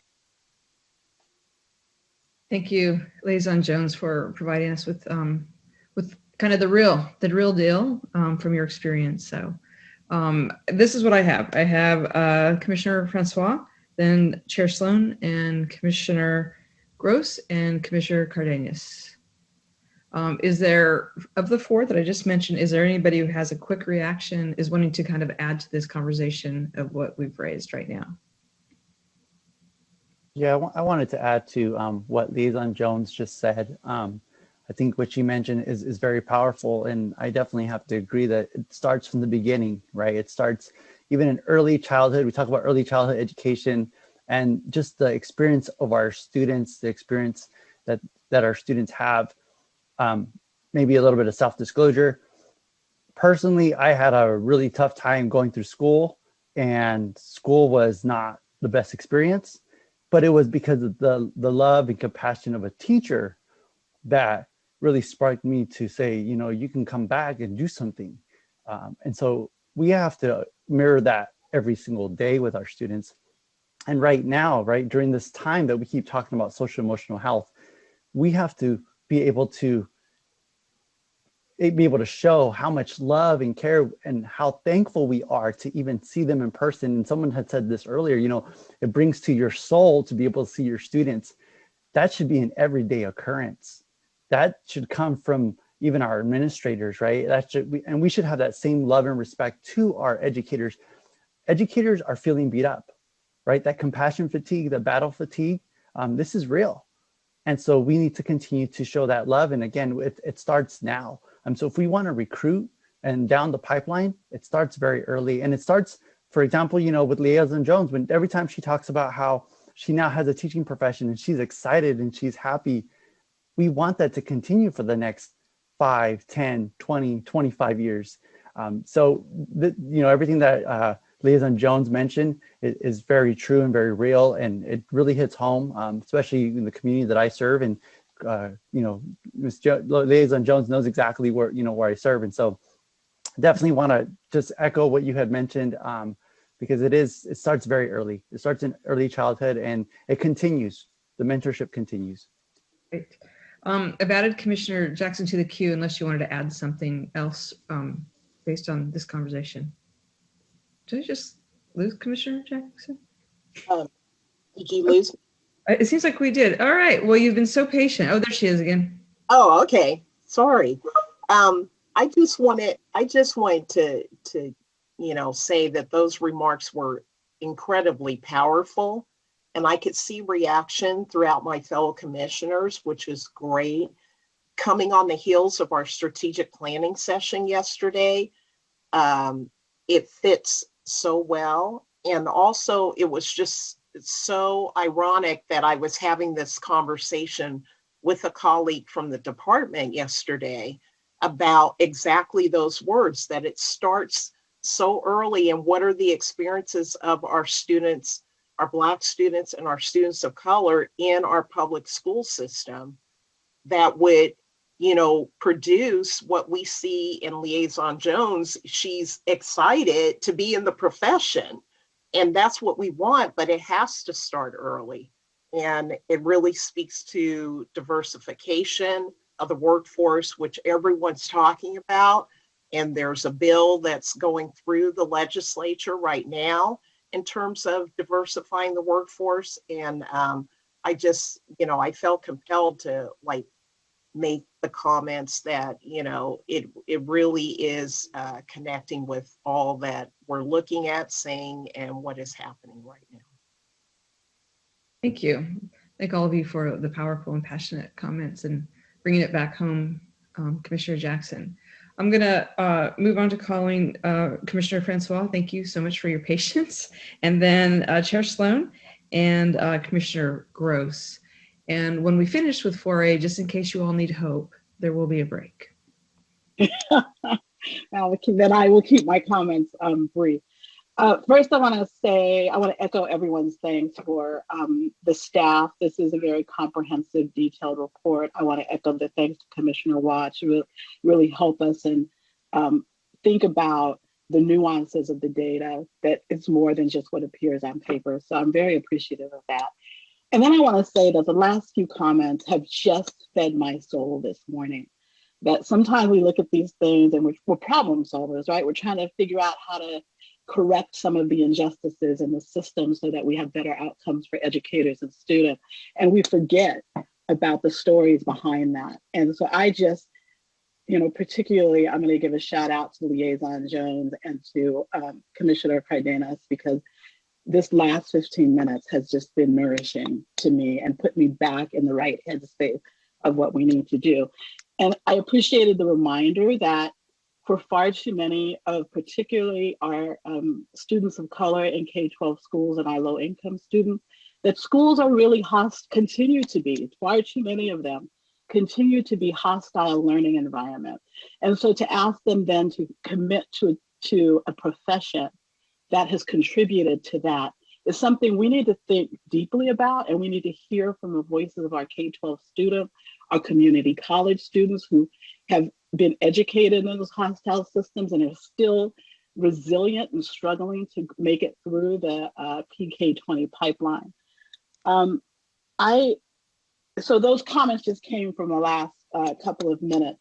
I do have two, I don't know if they're questions or comments about this report. The first is, given the investments that both the federal government and the state has put into residency programs, I wonder how we might, in maybe a different report, pull out specific demographics related to residencies and specific ethnic and racial demographics specific to the different kinds of authorizations, because I'm really curious to know who are those people. Like if I see increases in percentages, I want to know the increase in percentages among whom. So that might be a different report that I'm not familiar with, but that's something I think would be very helpful as we plan forward on how we diversify the workforce and in which pathways we make the most investment. And then the second comment I have is prompted by Commissioner Klatt's remarks about CTE. And that is, Commissioner Martinez, you said that this is going to be a report that goes to the legislature, correct? Mm-hmm. And in that report, do we offer recommendations or is it just a data report?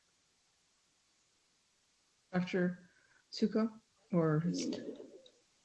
It is just a data report because we follow the requirement from the AB 471. So we don't do any recommendations as part of this report. And so what is the mechanism for making recommendations, that the CTC makes recommendations as a result of this data? Or is there? Maybe. Executive Director Sandy? Yeah, so it's a good question, Commissioner Francois. This is a report that's statutorily mandated. The categories of data that are requested are spelled out right in the law, and we have added to it over the years at Commission direction to expand it as an information source. But I think it depends on. The Commission has authority to do some things, and I guess the question, what's the mechanism for making recommendations, depends on what you want to do. What do you want to do that's within the Commission's authority to do? Those recommendations would come to this body for consideration. What is it that we think that the legislature might do? Those recommendations would come from this body, could be in the form of proposed legislation in the future, or engaged conversations with stakeholders and legislative staff and the administration around setting an agenda, possibly through collaborative work with the State Board of Education and the Department of Education. I think it just depends on where we want to go. And I think we all want to use these data in ways that are actionable to improve the numbers. And I will say that we look forward to reporting to you on the residency work and the other grant work, because we are seeing significant penetration with communities that are more diverse. More candidates that are non-white are participating in the residency programs and in the classified grant programs than in any of the other teacher preparation pathways that we have. And that is not an insignificant piece of information. It's not on our agenda to discuss today, but we would love to bring you those data so that you can get a better sense of where we're seeing more traction in terms of state investment and addressing this particular goal that's perpetual. But we actually are seeing some significant opportunities here within these grant programs. So we'll bring that back to you and engage with the recommendations that you think we need to make. That's beautiful. Thank you so much. That's very helpful. My last comment, Commissioner Martinez, is that wherever recommendations are being made, I'm going to vote for Liaison Jones to be on that committee to make those recommendations. That's You're right. fired. Madam Chair, Yes. my team over here is sending me flags and signals because I couldn't remember when this data actually was presented to you in December of 2020. There's a report on the teacher residency program and the classified grant program. Well, at least the teacher residency program, December 2020, but we will be following up with you to make sure you have that right at the forefront so you can see. Great. Thank you. And Dr. Suko, did you want to say anything about the opportunity to disaggregate the data if we're limited to do that in this report, but could provide that to commissioners as well based on the question from Commissioner Francois? We can definitely explore the options. Okay. Can I just add to that? I don't think that we can do that disaggregation for this particular report. It's due, but I think what we will do is take these this particular staff direction to explore how it would be possible for us to make these kinds of disaggregated analyses available and incorporate them in future reports. Okay, thank you. Thank you. I'm going to move on to Commissioner Sloan, Chair Sloan, and then we have Commissioner Gross. Thank you. This has been such a good conversation, and I'll simply add to the tremendous remarks that have been made already. And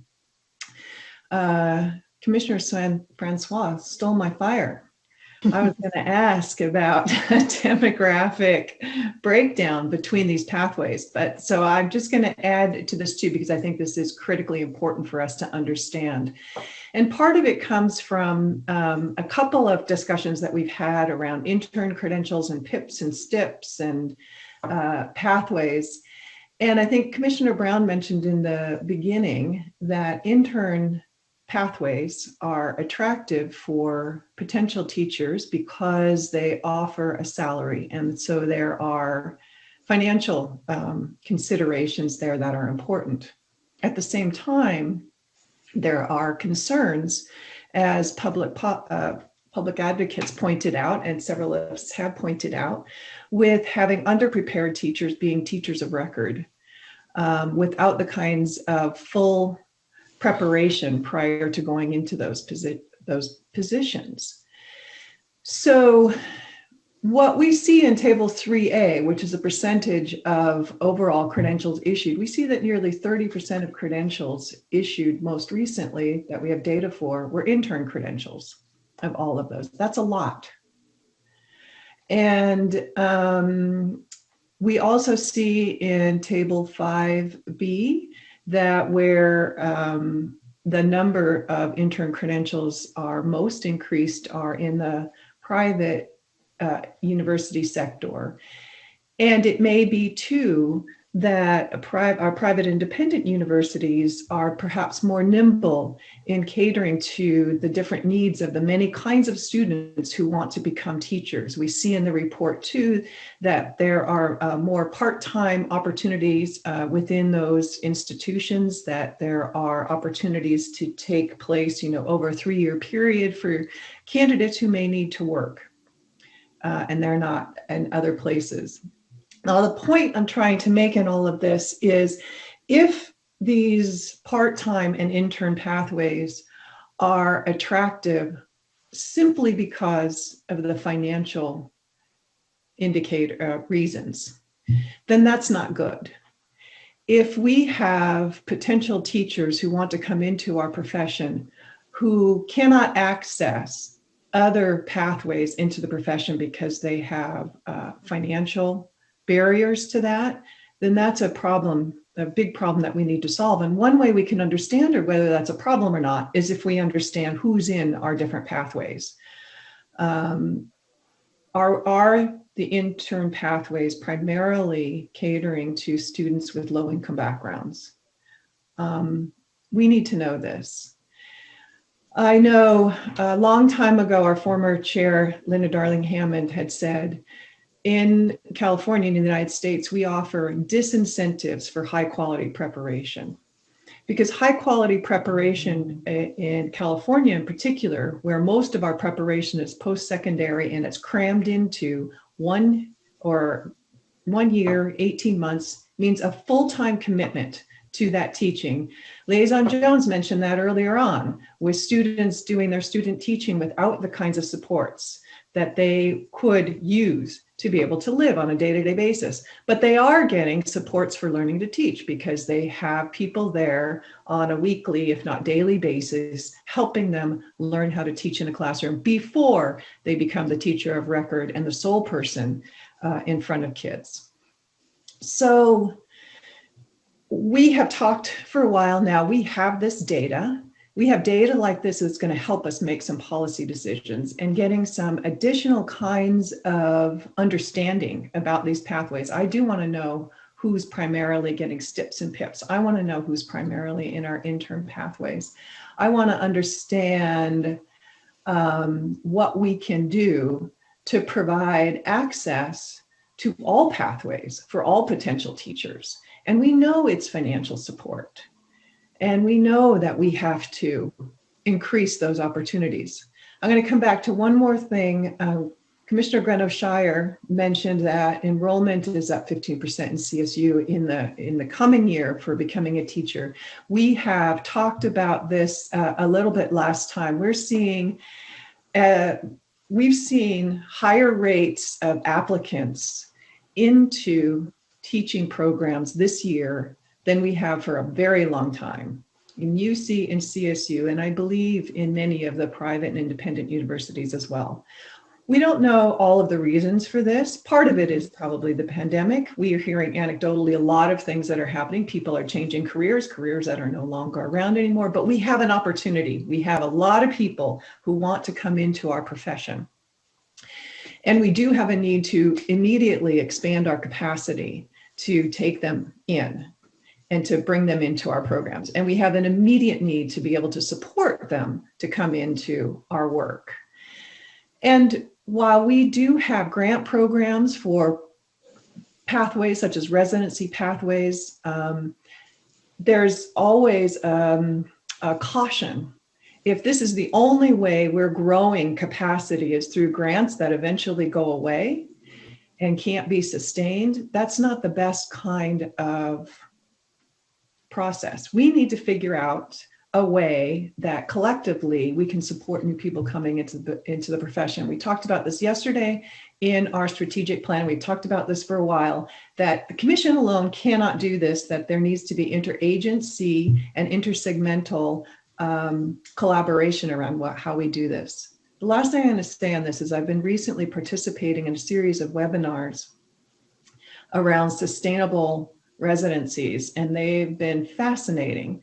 And what they have been is residencies across the country that have figured out with IHEs and school districts how to be sustainable and how to take pieces of budgets from higher ed, from K-12 school, from the state, to put together sustainable supports for new teachers coming into the profession are inspiring. And they can do it, and they're practical, and they're being done. And so it's these kinds of things that I think we also have to look into as we go forward. So anyway, my apologies for going on for so long, but I think this is one of the ways that the data and the evidence is really helping us think about where we need to go with our policies in the future. Great. Thank you. Thank you so much. And again, I appreciate everyone's passion that they bring with this and what this data unearths for us, I guess we'll say. So I have Commissioner Gross and I have Commissioner Michael De La Torre, or Commissioner De La Torre. So we'll go through those two, and then I'll kind of, we'll take a vote on this. This is an action item. Thank you very much, Commissioner Martinez. And I'm so heartened by this conversation and listening to the passion and having the clear data from commission staff to really, I think, shine a light and to foster that interagency collaboration that Commissioner Sloan, you were referring to. I wanted to kind of talk a little bit more about those teacher development grants and residency pipeline.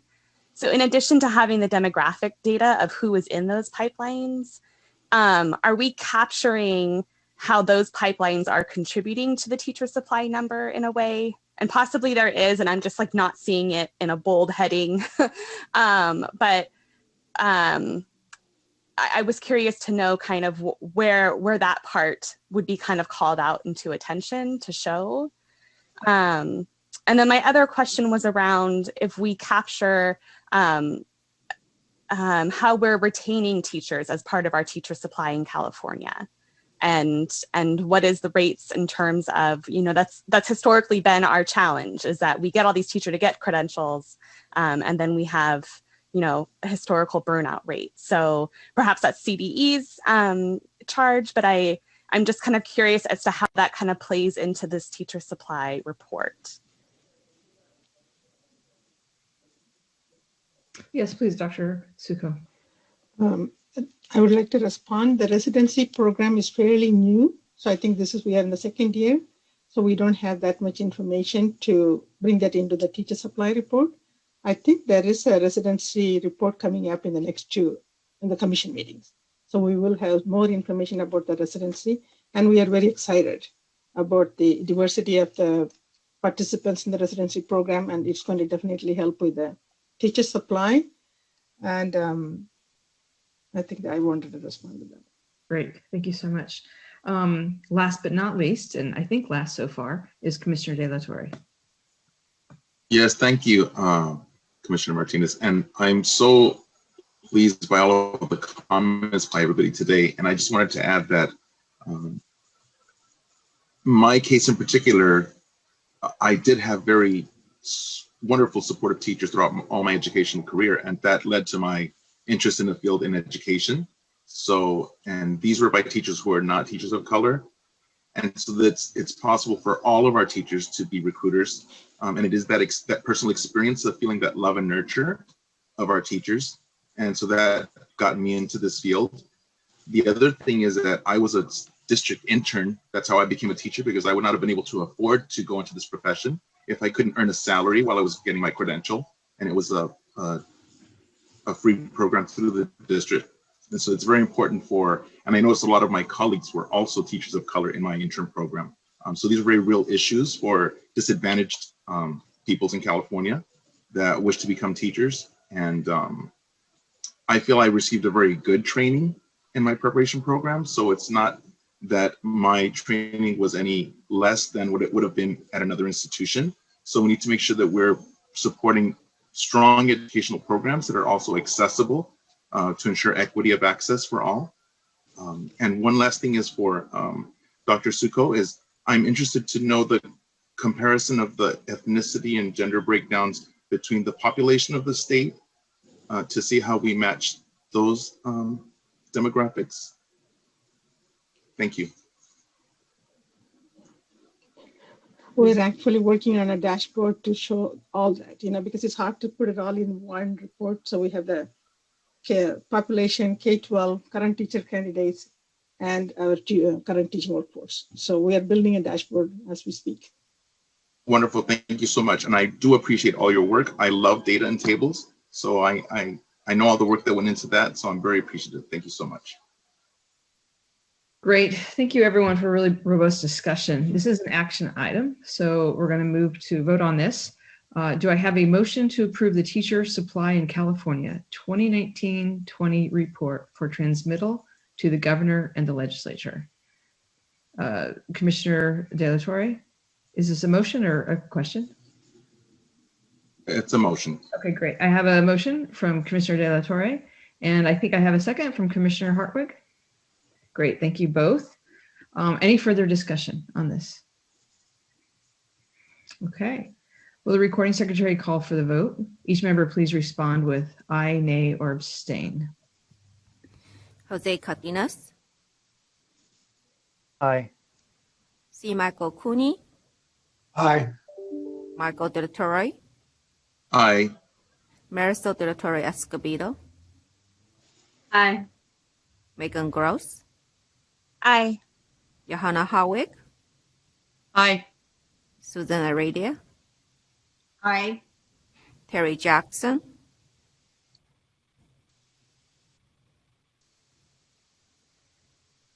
Terry Jackson.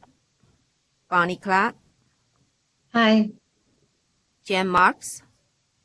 Aye. Cynthia Martin. Monica Martinez. Aye. David Simmons. Aye. Tina Sloan. Aye. Motion carries. Great, thank you. And Dr. Suko, thank you so much. As you can see, looking at data, we're all clearly data geeks, and certainly had a robust conversation that touched on many different things, but thank you for putting together such a fine report to send to the governor and the legislature, and I appreciate the rest of the CTC staff as well, so thank you. For commissioners, I'm gonna kind of talk a little bit about how we want to move forward for the rest of the day. I think everyone is probably in desperate need of a 10-minute break, and sorry that it's only 10 minutes. But what we'd like to do, so this means get your snacks, is we'd like to try to get to 4B, 4C, and 4D before lunch. So grab your snacks from your kitchen and come back and buckle up. And we're going to try to get through 3 more items before lunch. And then we would do 4E after lunch, and then we'd move into closed session. So I can't thank you guys enough for the passion and the questions that came from this. And it was a really fun conversation, and glad we took the time for that. And I will see you all. I have, it is 11:06. So let's just say, let's be generous since we have a lot to do. So about 11:20. Okay. Are we not recording yet? Great, because if anyone can hear me, Jose, Chula Vista. I'm from Chula Vista. It was so good to hear that you are also, also have that connection. My best friend went to Chula Vista Junior High, and I met her then. Yeah, I had family that went over there, and then I did my internship. That was my first internship. Surprisingly, it was right when September 11th happened. So I'll never forget my first internship when September 11th happened. So it was Wow. It was a day that I will never forget, but also it was my first day of my internship. Wow. That's right. You'll never forget that. It's like, where were you when? Yeah.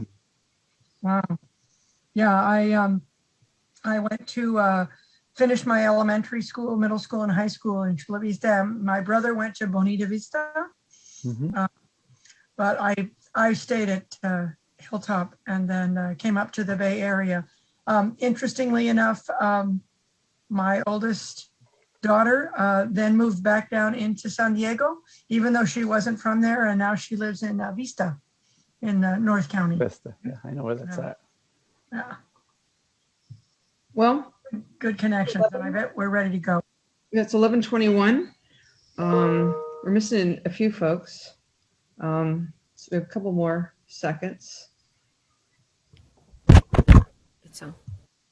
As we wait for everyone to start joining, so this is going to be an information action item. 4B is, and I just want to let you guys know is that we're going to be making a motion to confirm the expectation that mild to moderate support needs and extensive support needs credential programs commence their administration of the education specialist. This is very long. We're going to have a 2-parter. There's going to be a second one that's going to be about approving an additional year, and a third part about directing the staff to include successful demonstration of proficiency on performance assessment. So it's an information action item. There's going to be 3. I'm going to officially commence. I'm just checking. Executive Director Sandy, do you think I should go ahead and begin? Oh, there she is. All right. Okay. See, that's how important you are to me, Chair Sloan. I can't start without you. 4B. Item 4B is update on the development of the California Education Specialist Teaching Performance Assessment and Initial Pilot Study. This is a mouthful. This item is being presented by Amy Reesing and James Webb. So this is an information action item. Ms. Reesing, will you please begin? Amy, you're on mute.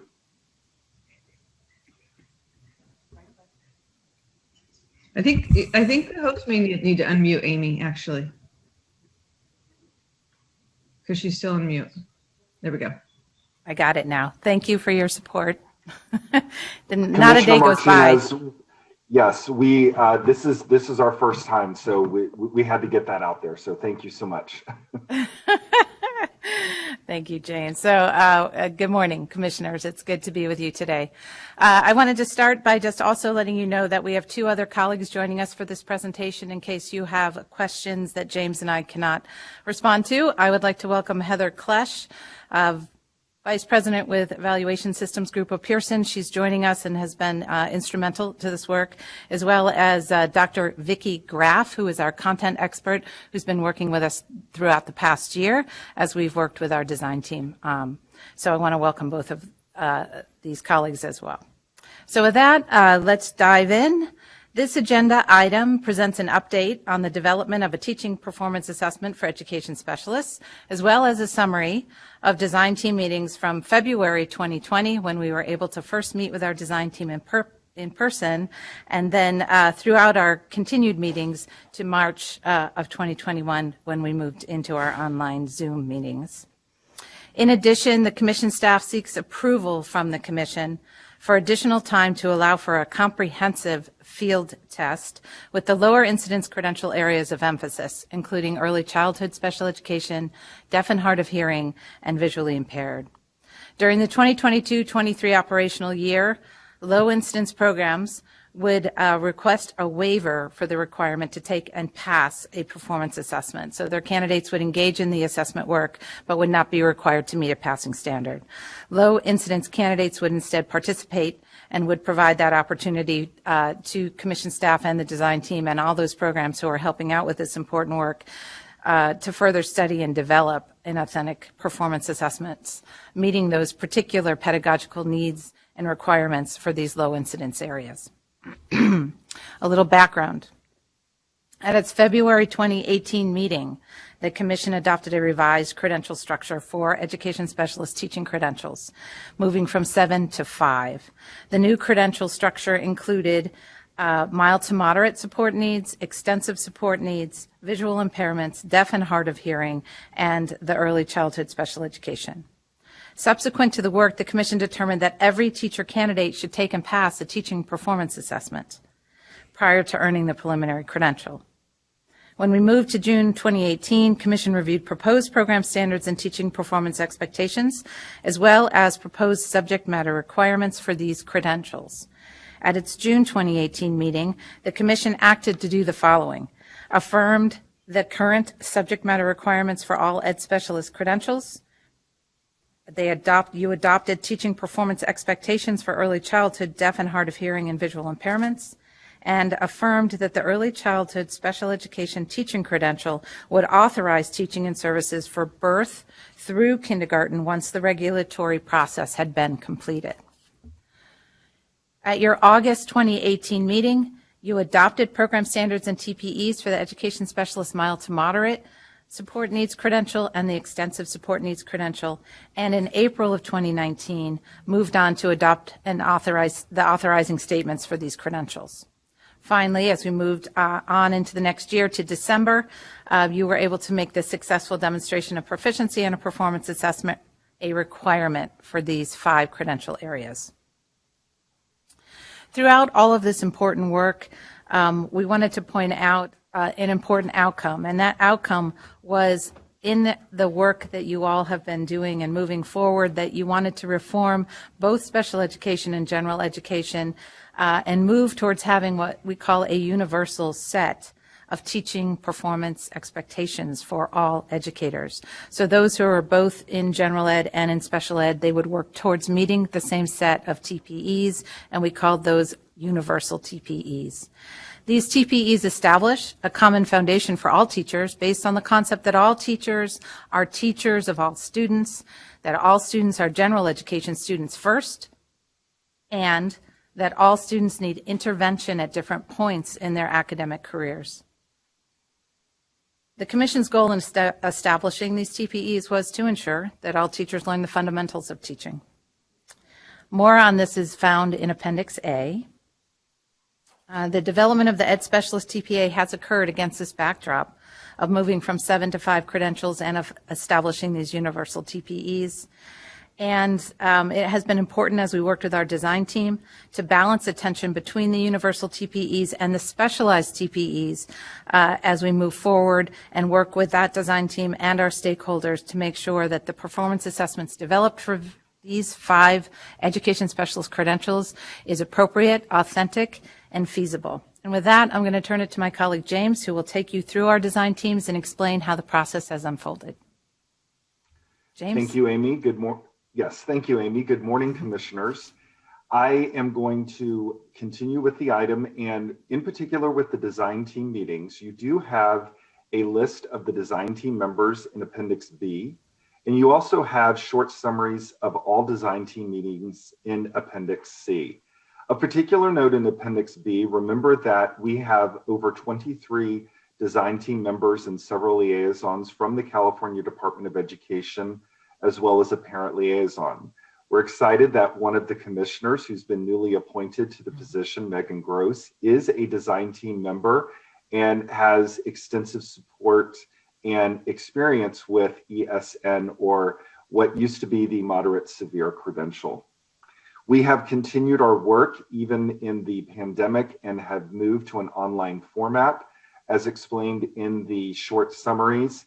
We have moved from 2-day meetings that we had in the 2020 year to now 1-day meetings in 2021, as we have disaggregated data from the pilot study and as we move into the field test in October. Of particular note, you will be able to remark that in August and October of 2020, we did have the design team members come together in credential alike areas.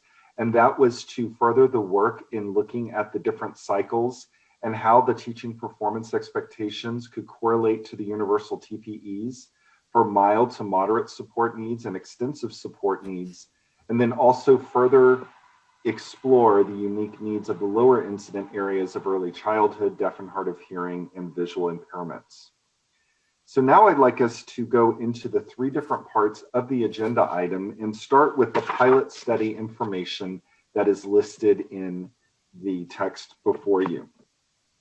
As you can see, the pilot study commenced in October of 2020, and we had 105 targeted numbers of submissions that we wish to have from the different programs that participated.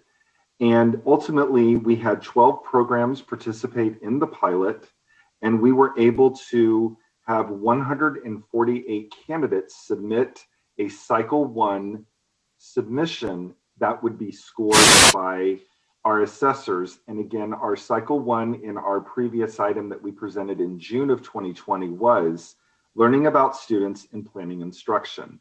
Information about this can also be found in Appendix D.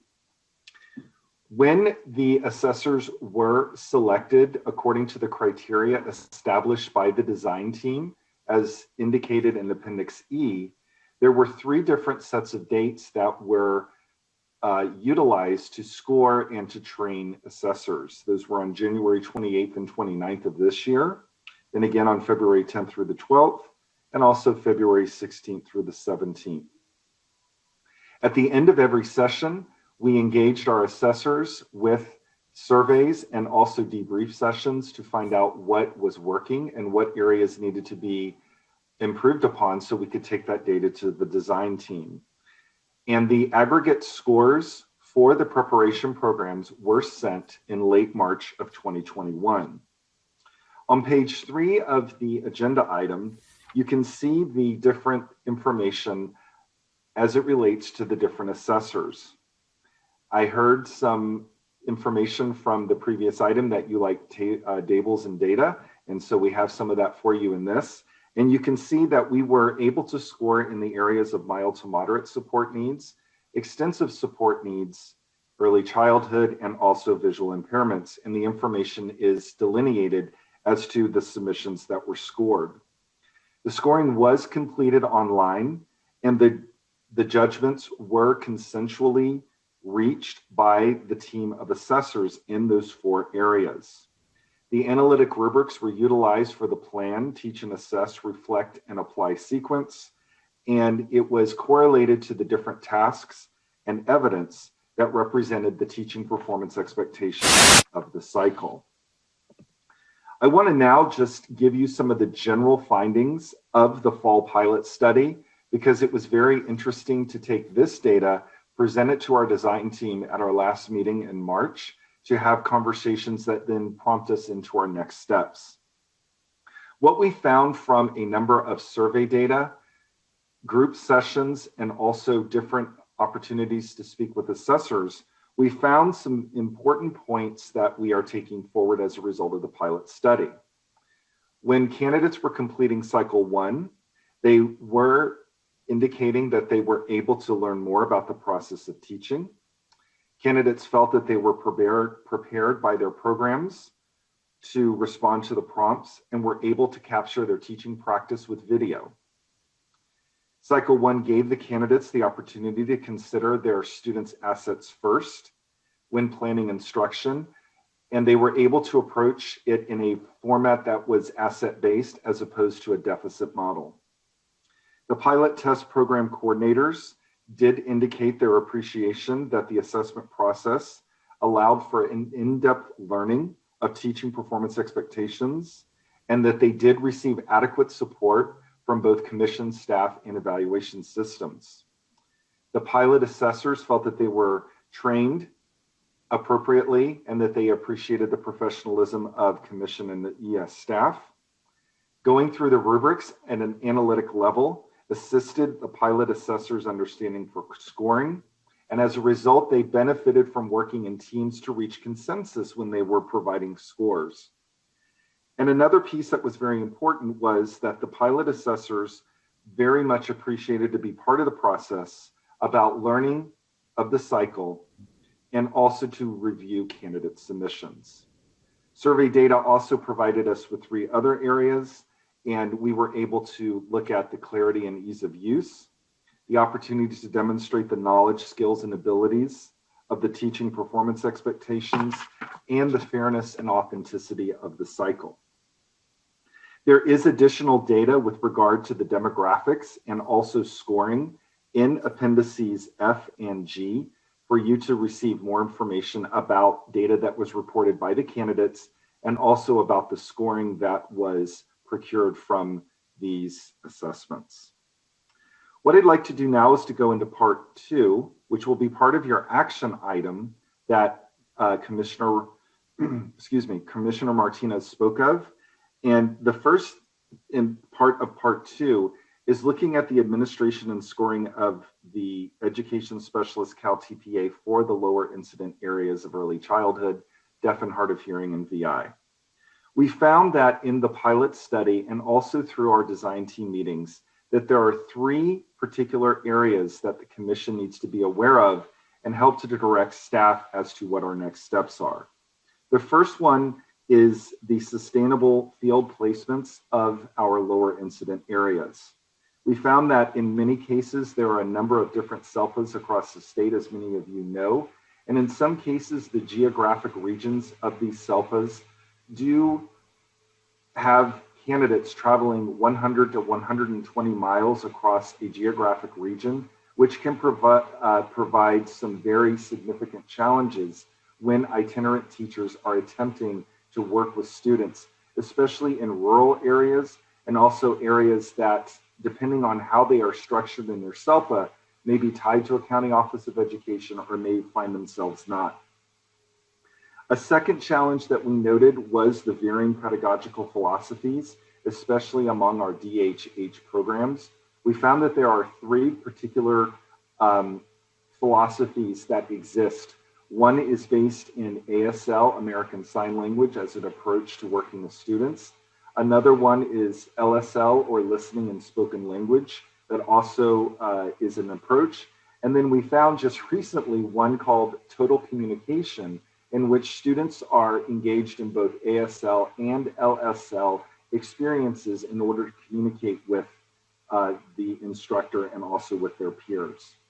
And then a third consideration with this is, as you are aware, our work with the early childhood education performance assessment and also focus groups has begun, and we are very eager to see about what emerging work will come from that and how it may influence the work of the early childhood special education so that we can start to bring these 2 communities together so that students in their preschool years truly are in the least restrictive environment. So as a result, one of the recommendations that we are bringing before the commission is an additional year to prepare the operational administration for these lower incidence areas. In this year, what we will do is we will revise the cycle performance assessment guides for these credential areas, working with our design team, and also our participating programs. Review the structure for cycle 1 to ensure that this performance assessment includes supplements and/or chapters to address the unique needs of these areas. Work on aligning the early childhood special education cycles with the beginning early childhood education performance assessment cycles as they develop. Determine how to best support candidates as they prepare for the 2 instructional cycles, and also recruit more programs to participate as we are still in the process of working with programs on cycle 1 and bring more in to participate with us. Determine how to manage the 2 cycles of the Education Specialist Cal TPA as it relates to fieldwork, and revise various MOUs with districts and site PACE supervisors. With the MMSN and ESN programs, we are on track for a 2022-23 operational administration. However, with lower incident areas, they would still participate in the 2022-23 operational administration. However, they would, as Ms. Rising indicated earlier, have to apply for a waiver in order to be able to have their credential candidates not be held to the same requirement as the MMSN and ESN, but still be able to have that data that we would be able to provide. We did provide a proposed outline for what this might look like in Appendix H. And if you go to Appendix H, you will see the timeline for the MMSN and ESN candidates, as well as those for the lower incident areas of early childhood special education, DHH, and BI. I'm going to now turn it back to my colleague, Amy Rising, to take you through part 3 and our final recommendations and next steps. Thank you, James. Can you hear me? So part 3 of this item speaks to an issue we have been grappling with and thinking deeply about with our design team, and wanted to put it in front of you, understanding that we are just introducing this to you today, and we'll be coming back in a future meeting with options for consideration. But this issue deals with our candidates and our support to our candidates around how they would engage with a teaching performance assessment if they are seeking dual credentials. So we have candidates who are seeking multiple subject and mild to moderate credentials simultaneously. We have other candidates that have finished one or the other credential and are coming back to find and seek out and have a second credential. We have a whole series and list of types of candidates that need to come through a performance assessment, and we need to think through all of these dual credential situations. Again, in the appendix, we provided an illustration of what the current and proposed clinical hour requirements are. So as we move from the 7 credentials to the 5 credentials, there was also reconsideration of standards and expectations around clinical practice. And while candidates need to engage in 600 hours, the determination was that at least 400 would be in their area of specialization. And if they were perhaps seeking a 3rd credential simultaneously, maybe even adding another 150 hours. So there are a number of complexities involved here. Remember that in our teaching performance assessments, candidates must be in actual instructional settings, whether they be in person, hybrid, or online, and working with actual students, with permissions, of course, from their families and guardians. But in order to engage in the assessment, we needed to think about what we needed to see candidates demonstrate for a particular credential, and what programs and stakeholders, the design team, all of you would like to see demonstrated by a candidate before they're awarded that credential, or multiple credentials simultaneously. So we wanted to put this in front of you in section part 3 here, and then signal that while there are clinical practice considerations and expectations, then we need to come along as these performance assessments become valid and reliable, and think about how they interact around clinical practice expectations, support from programs, support from supervising teachers, and of course then how they're engaging in their performance assessment, whether they're doing it in a gen ed setting or an educational specialist setting, and which type of education specialist setting would they do it in. So lots of questions ahead of us. We are exploring possibilities such that perhaps if you were pursuing a multiple subject and a gen ed, or a multiple subject and extensive support needs credential, how would we support you in doing that work without making it unfeasible? So on page 6 of your item, you can see one possibility laid out for you. So potentially a candidate could engage in cycle 1, learning about students and planning instruction while they were looking at and in their gen ed setting, perhaps. We have, with the design team's interaction with us, developed a cycle 1 in the education specialist space that is very, very similar to the general education space on purpose, because we knew we had universal TPEs and we were moving in this direction of wanting to support dual credential pursuers. So we can get into those details with you in the future, but potentially a candidate could take, for example, cycle 1 in one setting and perhaps complete cycle 2, which is really looking at classroom-based assessments and understanding how those assessments inform instructional design, which is what cycle 2 is all about, that would be done perhaps in a different setting. So these issues are in front of us. We, of course, have to make sure candidates have the opportunity to be in the right clinical placement and setting, and then also have that opportunity to show us their practice so that we know they're ready for those credentials. So with that, I'm going to go ahead and move to our staff recommendations. First, staff recommends that the Commission confirm its expectation that mild to moderate support needs and extensive support need credential programs commence their administration of the Education Specialist Cal TPA starting in the fall of 2022 as planned. Secondly, that the Commission approve an additional year for our low incidence programs, our early childhood special education candidates and programs, our deaf and hard of hearing programs and candidates, and our visually impaired programs and candidates. And to go ahead and continue the development of these performance assessment guides as we move into the fall and spring of this coming year, knowing that we will have a full field test in the following year of 22-23, then having those candidates actually need to meet a passing standard in 23-24, 1 year behind their colleagues who would be meeting it in the year before. Finally, the third recommendation is that the Commission directs staff to include successful demonstration of proficiency on a performance assessment, a requirement for the preliminary credential, in its rulemaking package, and establishing the new then education specialist credential and bridge authorizations to fold in that recommendation of passing a teaching performance assessment. Next steps include staff moving forward with your recommendations and the recommendations from the design team to continue to work, taking all the pilot study findings and then our field test findings as they come along next year, and to continue to develop these assessments to meet all the requirements of our assessment design standards around reliability and validity. So we would then, in the next many months and over the next 2 years, continue with field test recruitment for the spring-fall 2021 administration. We would continue to revise the mild to moderate and ESN cycles analytic rubrics and support materials. We would begin the field test for those 2 specific education specialist credentials this fall in October for the mild to moderate and extensive support needs on time and on budget.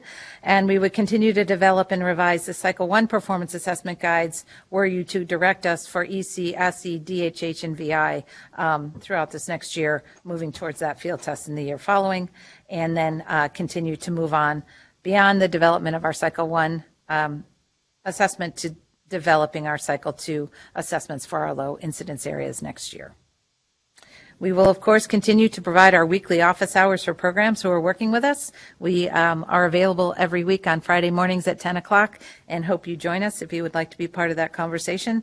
We also offer technical assistance through webinars and virtual think tanks on Fridays at the end of each month, and through our quarterly coordinator meetings, trying to really be there to support our programs as they come online with this new assessment expectation.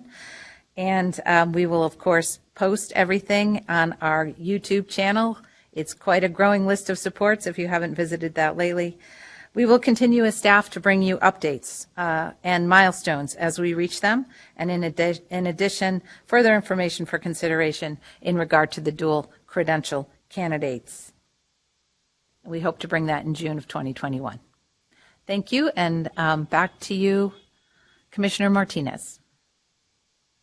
A YouTube channel, that's pretty wild. We have to see how many followers are on that. So thank you, Mr. Webb and Ms. Reesing, and especially the design team who've been working on this for over a year now. And really just appreciate all the folks who've been involved and all of the assistants, and excited that Commissioner Gross was on that design committee. We're going to move to public comments first. So Recording Secretary, are there any public comments? There are no public comments. Great.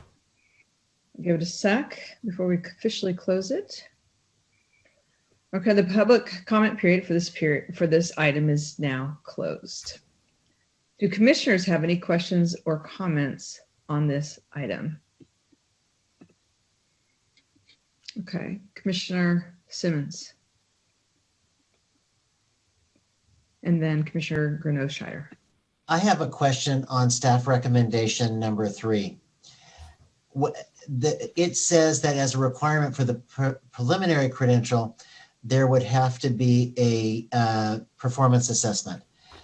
I have a single subject math credential. If I were to do the ESN credential program,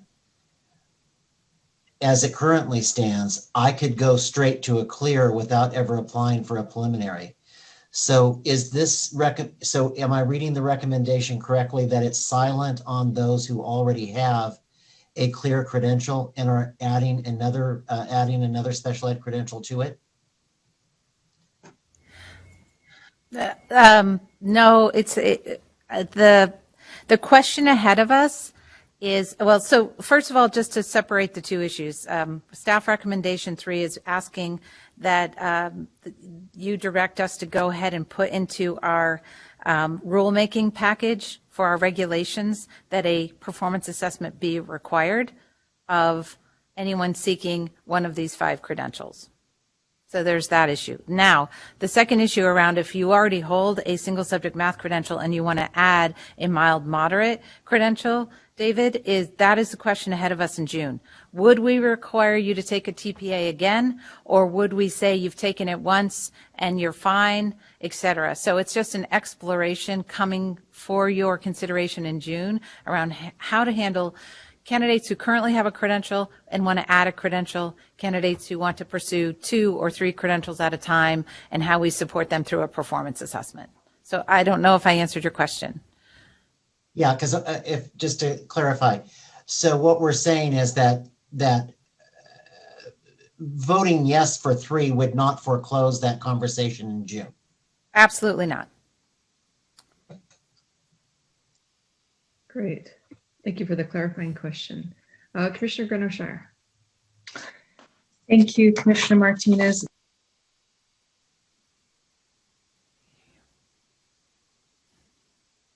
Thank you, Commissioner Martinez. This agenda item really warms my heart.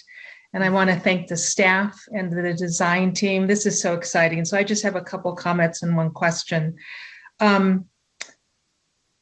I think back to our initial work around this and the common trunk and the affirmation and commitment that all teachers are teachers of all students, and all students are general education students first. And that is coming out loud and clear.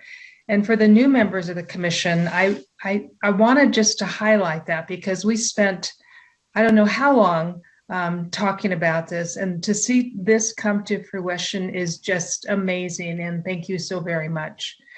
I want to understand, or I appreciate the design team and the staff not wanting to burden candidates who are indeed seeking both a gen ed credential and a special education credential. And I would encourage you to continue to think about innovative ways that candidates can demonstrate both sets of teaching performance expectations in rich clinical settings. And I especially appreciate your consulting with CEDAR, which is a national technical assistance project. Our CEDAR colleagues have been so helpful to us in California as we have thought through how to develop really high quality, inclusive teacher preparation programs. And then finally, my question is, in this work, are you seeing growing evidence of collaboration across faculty in gen ed and special ed as they're coming together to develop these programs. I would be curious to hear your reflections. And again, Amy and James, thank you so much. You're most welcome. Amy, And perhaps, James, we should call on Vicki Graff to comment on what she's seeing as she's a little closer to the programs. We certainly have been seeing this, Marquita, and just a growing opportunity for our education specialist programs and faculty to join us in all of our outreach and work with our gen ed TPA community that we've been working with now for years. We're beginning to bring all of them together for these outreach opportunities and technical assistance, and we're really trying to share best practices across and back and forth. So yes, we have seen it, but Vicki Graff, if you're with us and would like to speak to this a little bit from your perspective as our on the field, in the front lines content expert. Thank you. Thank you so much. And I apologize for not turning my camera on. I'm a little under the weather, so I'm going to just keep it off if you don't mind. But I first of all, and Marquita, thank you for your comments. But first of all, as someone who's been in the field for over 40 years, I want to compliment Amy and James and the design team on this very careful and thoughtful process and technically rigorous process that has been demonstrated throughout the meetings that we've been having. But to your question, Marquita, I think it's still a work in progress. I think there are some examples where there is a lot of collaboration across our general ed and special ed colleagues at the university level, but there are still silos. But I do believe the universal TPEs are the opportunity for all of that collaboration to continue and to develop and to get stronger. So that is a huge contribution, I think, to the field. One area I think that is of concern, again, speaking as a program director for an education specialist credential program, is the challenge with finding inclusive clinical sites. And I know that we're working on that through the California Alliance for Inclusive Schooling and so forth, and in collaboration with the California Department of Education. But I do think, but I will also say, and Amy has made this comment before, that the process of the teaching performance assessment actually is a motivator to the field and will actually help move the field forward. So it's all a work in progress, but as we are currently with the design team and the work that's going on at this moment, I'm just so pleased with the progress that has been made. And again, I think both Amy and James have been incredibly thoughtful in terms of listening very carefully to the field, which, as many of us know, is a very complex field when we're talking about 13 different federal categories of disability that we have to pay attention to. So I hope that answers your question, Marquita, and happy to answer any other questions. All right, so I'm going to move on to Commissioner Sloan and then Student Liaison Jones are the other two virtual hands I see raised. Thank you. So Marquita touched on something that I wanted to also talk about with respect to this work. One of the things that struck me as I was reading it was on when you were talking about the findings from the pilot study on page 4. And one of the bullet points said, working in teams benefited the Cycle 1 pilot assessor's ability to ask questions and learn from one another. And it sparked my thinking again about what we were having a conversation about yesterday with respect to where we might be moving with thinking about our assessments and examinations as a system. And within that system might also be considering the kinds of supports we would provide programs on a more maybe systematic level to help programs learn from this work. And I know that Amy and her crew have been providing remarkable kinds of technical assistance. And technical assistance is a term I don't really like because it doesn't actually talk about what the work is. It's tremendous learning opportunities across the time that we've had the pandemic. So the Cal TPA community has gotten together and learned far beyond what you do to administer a Cal TPA. And every time I would hear about these, I would say, gosh, I wish everybody knew about these and was participating in them. But I'm getting a little off track. So what I know about using performance assessments in a teacher preparation program comes back in the early days when we were first developing performance assessments in California. And that process meant that we were piloting the work in our programs, and they were all locally scored at that time. That meant all faculty had to get together and score them and sit together as these assessors did in a room and have the opportunity to talk about what they were seeing. This wasn't just about calibrating and being accurate as scorers. What happened in those years of doing that work is that our faculty learned so much about teaching and about teaching across the spectrum of practice. And we had video of what our candidates were doing in classrooms to talk with common samples of candidate work and their students' work to talk about. These were tremendous, as I said, learning opportunities, and they sparked all kinds of professional development our colleagues would give each other. It strikes me that we are at a moment when our field could benefit tremendously from having these kinds of experiences using this special education Cal TPA. One of the things that's hard when for programs is finding the time and resources to have faculty sit down and do this work. So if we can find a way as part of our assessment system to create maybe a local scoring option that isn't quite as extensive as what a regular scorer training would require, but would allow faculty to engage in the work of the evidence along with other faculty who are more experienced in working with children with mild support needs and extensive support needs, et cetera. That's where I think the learning can occur. And we can use our assessments for far more than ensuring candidate competence in these areas.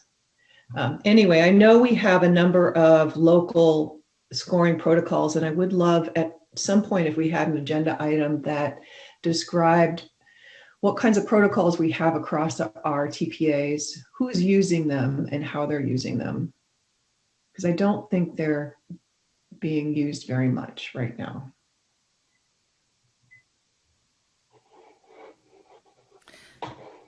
One comment, Dr. Sloan, we have over this past year conducted, actually over the last 2 years, a series of what we called faculty workshops to do just what you pointed out, where we brought faculty together. We were in person for a little bit, and the last one we actually did it online, but we actually go through and have them score a submission together and talk about it.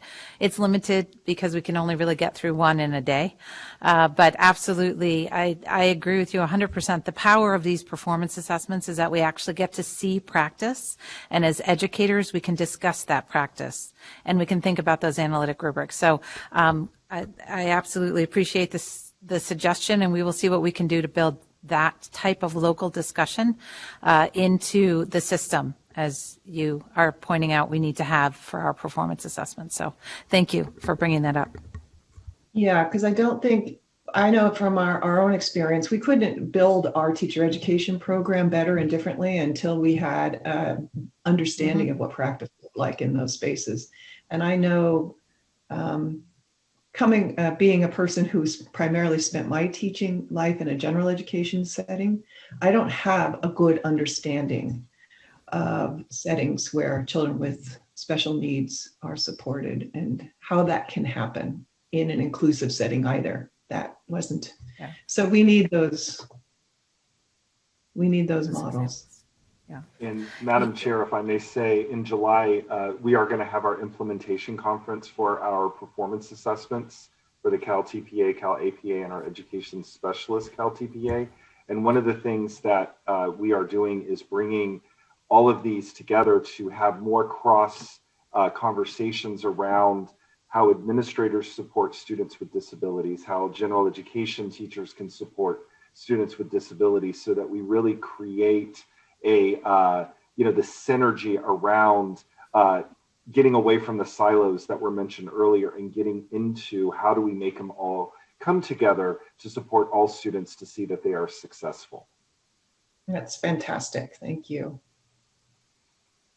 Thank you both for the comments and suggestions. We're going to go Student Liaison Jones and then Commissioner Gross. Awesome. Well, first, I just want to say that I just appreciate like the holistic process in creating this final product.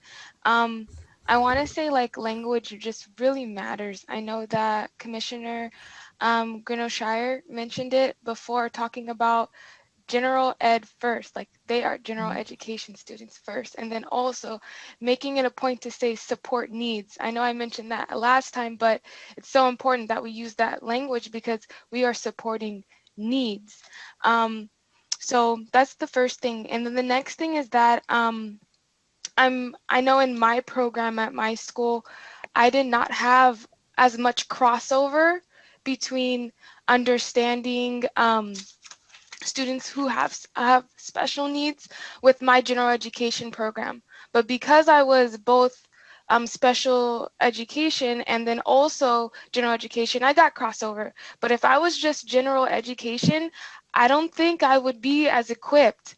So it's super important that we do have that crossover, and that the commission is a role models that and teaches, and not teaches, but gives guidance on how to have that crossover in our institutions, because we do have we have a packed curriculum, and I can see how sometimes that might not be it might not be really easy, but it's definitely essential. So that's something that we definitely need.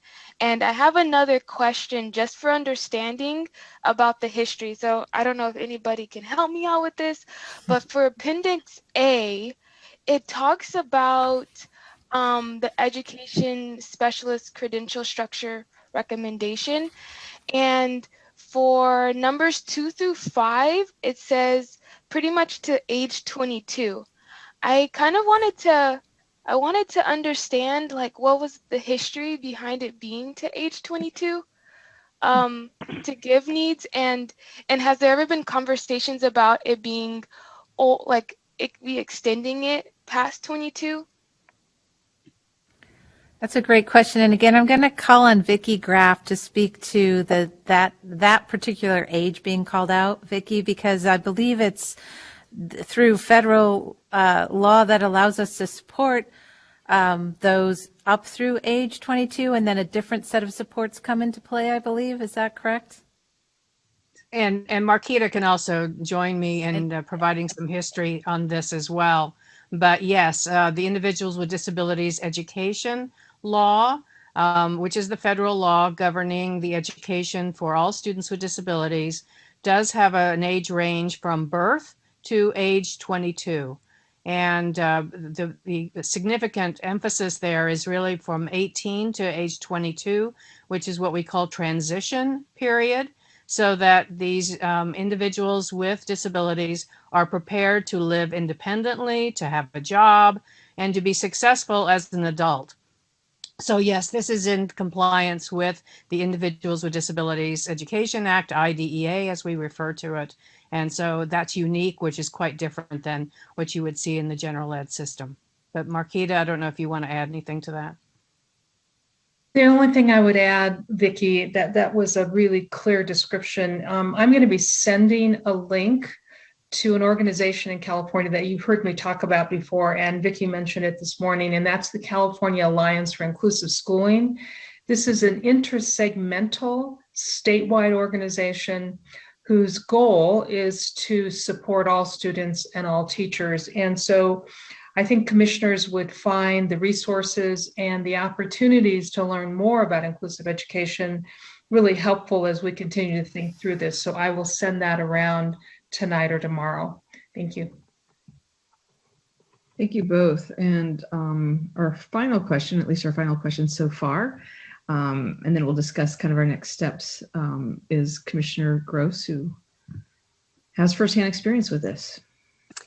So I just wanted to commend James and Amy for the incredible work they've done leading this design team. As someone who has firsthand experience being a member of this team, we met in person in February and then have been virtual the rest of this time. And if you had asked, I think most of us in March, if we thought we could have pulled this off and really put together a meaningful, authentic assessment, I would have said, you're nuts.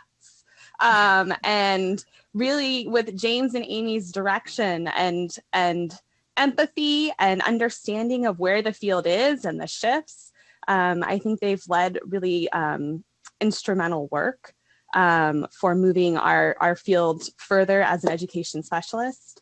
So I just really want to show my appreciation for both of you and the work that you've done in a pandemic. And so I wanted to make, my question is kind of related to a comment Dr. Graff made earlier about this challenge that the field has with inclusive clinical sites. And so if we see the education specialist TPA as a lever for the field for positive change, how do we signal to districts and schools that this performance assessment is an expectation of preliminary credentials? These are the expectations in terms of opportunities for clinical settings, and we need your support, right? We need to be able to work collaboratively. Sometimes I worry as at the classroom level that once you've earned your credentials, you renew your credentials every 5 years, and you're not always looking at what current credentials students are required to do. And I think even looking at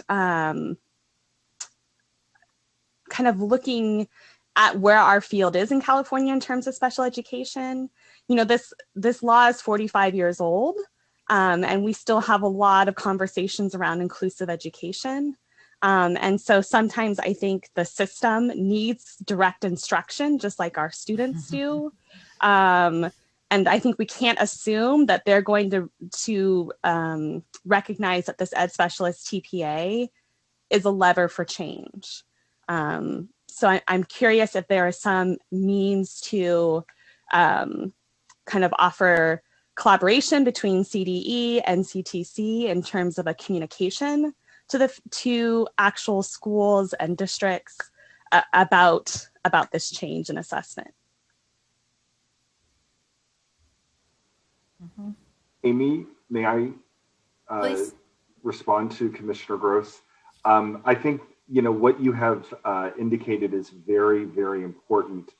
Part of what we have in the agenda item, especially on page 6 at the top, is some of the conversations we're having about looking at the management of the cycles with field work. One of the important areas, Megan, as you know, and what the design team was very adamant on, is the collaboration and coordination of services between that of the education specialist candidate and instructional support personnel, which can include general education teachers, school psychologists, counselors, because the design team was very, very clear that this support system needs to be paramount, so that what we don't have is a placement for a child, but instead a system of support for the child. And what we're hoping is that as programs begin to look at their fieldwork expectations and revise their MOUs, that this will come out of it. But also our work with the Cal TPA is going to be, in fact, we are having a meeting next week to look at how can we bring over important elements of that collaboration and coordination that is expected in the education specialist Cal TPA, but which should also be explored in the general education Cal TPA, because as you have all indicated, and I believe firmly want to be behind, is that all teachers are teachers of all students. And so that there is not an understanding that it goes to another person, but instead all teachers must ensure the success of all students with whom they are charged to teach. So hopefully some of that evolution will come out of it. We have seen some significant progress with our administrators, with the Cal APA. Things have changed. As we know, they probably don't move as quickly as we want them to, but with the support and the understanding that we do provide already, we're hoping that we can move them into that direction so that we do see exactly what you have indicated. Thank you. I think Dr. Graff wants to get in. I just would like to add some additional information related to the comments of Commissioner Gross and Commissioner Gurnos-Shire in terms of clinical placements. Currently, California is underperforming nationally with regard of the support for students with disabilities in general education classrooms. There's an indicator from the U.S. Department of Education called 5A, which the California Department of Education has to report to every year, and we are consistently out of compliance. So I would call attention to Senate Bill 692, which is currently being debated in the legislature. It was in the Senate Education Committee yesterday and passed affirmatively, very fortunately, which would add an indicator to the California dashboard, the CDE dashboard, whereby districts would then have to report where they are with regard to the education of students with disabilities in general education classrooms. So this would be seen as an incentive for districts to move this along because we've sort of plateaued over the years with regard to inclusion and students with disabilities being integrated with their typical peers. So this was brought forth by Santa Clara County Office of Education and was warmly received. Yesterday, I was able to give some support to the bill yesterday, and so it's moving through the legislature. So hopefully we'll see it on the CDE dashboard as an incentive to districts to be able to provide more inclusive classrooms. Thank you. Great. Thank you for all these details on this. And so now, with all of these details, we have a three-part motion because this is an information action item. Commissioner Martinez? Yes, sir. Can I recuse myself while you vote, and you guys can let me know when to come back in? I don't think you have to leave. And I think you can also, does she need to recuse herself or abstain? I think you can recuse yourself, Commissioner Gross, just and from the vote itself, and that's probably sufficient for now. Okay. Okay. Thank you, Commissioner Gross.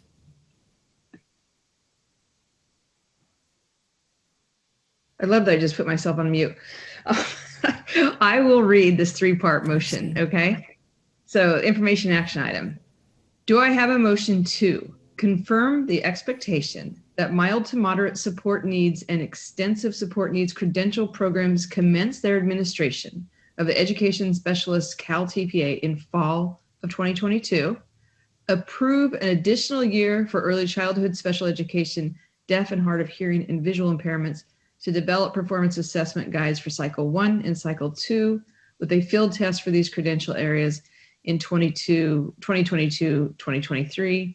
And last, direct staff to include successful demonstration of proficiency on a performance assessment, a requirement for the preliminary credential in its rulemaking package, establishing the new education specialist credential and bridge authorizations.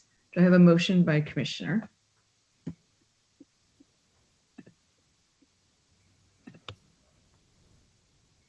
I have a motion by Commissioner and Chair Sloan. Do I have a second? I have a second by Commissioner De La Torre. Thank you both. Is there any further discussion? Okay, not seeing any.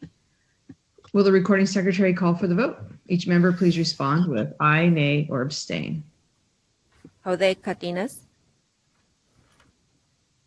Aye. C. Michael Cooney. Aye. Michael De La Torre. Aye. Marisol De La Torre Escobedo. Aye. Megan Gross. Johanna Harwick, Aye. Susan Aridia, Aye. Terry Jackson, Aye. Bonnie Clark, Aye. Jane Marks, Aye. Cynthia Martin, Monica Martinez, Aye. David Simmons, Aye. Tina Sloan. Aye. Motion carries. Great. Thank you, Ms. Riesling, Mr. Webb, and Dr. Graff for joining us today, and most of all for helping coordinate and facilitate all the work that's being done around this credential. So, commissioners, I think we're going to adjust the schedule a bit. We're always ambitious, right? And we always have robust conversations. So I think what we're going to do right now is break for lunch until 1 p.m. Then we're going to come back and do item 4C, which builds off this item. And then if time is permitting, we will go to 4E, but we will most likely postpone item 4D until tomorrow. So with that, unless there's any other guiding comments from Chair Sloan or Executive Director Mary Sandy, we will take a break until 1 p.m. Do not forget to either mute and go off camera and or call back in, whatever is easier. Okay. Thank you, everyone. And thank you, CTC staff, for a great morning. Let's right at 1. Okay. So our goal is to do 4C and hopefully get to 4E if possible. So 4C, let's just dig right in. It builds on what we just did. And item 4C is a review and propose adoption of the revised mild to moderate support needs and extensive support needs teaching performance expectations. This item is being presented by William Patrick and Sarah Soller Colombini. Madam Chair, before we turn to the authors to present, I just wanted to remind commissioners and the public that we are looking to break by 2 p.m. for our closed session. So, thank you. Dr. Sandy, great. Okay, CTC staff, take it away. Okay, good afternoon.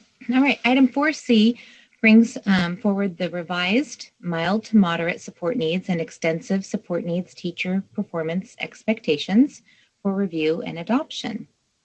The Commission adopted new standards and teaching performance expectations for education specialist programs and revised the education specialist credential structure in 2018.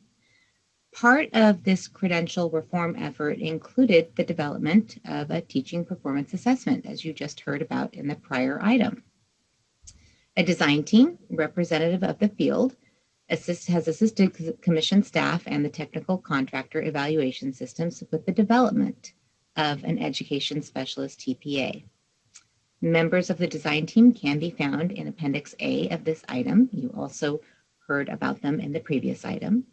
And it is through the work of the design team that the need for this item came about. And I'll pass this over to my colleague, William, to continue. Okay, so in order to clarify language in the TPEs to better determine what's being measured, minor changes were made to parts of the existing language for both the mild to moderate and extensive support needs TPEs. It's important to note that these changes are not substantive and will have minimal impact to preliminary programs who are transitioning to these new standards and TPEs effective summer, fall 2022. You can find the proposed additions and deletions in Appendix B. Suggested edits were also drafted by the early childhood special education, deaf and hard of hearing, and visual impairment subgroups for each of their unique sets of TPEs. With additional time given for the implementation of the teaching performance assessment in these 3 credential areas, complete sets of TPEs with any necessary changes would be brought forward at a future commission meeting if needed. Staff is recommending that the Commission adopt the revisions noted in Appendix B and include the new set of TPEs for mild to moderate and extensive support needs in the regulations package. And that concludes my presentation. Sorry, let me get up on mute. All right. We will now open for public comment. Recording secretary, are there any public comments? We don't have any. Okay, thank you. The public comment period for this item is now closed. This is an action item.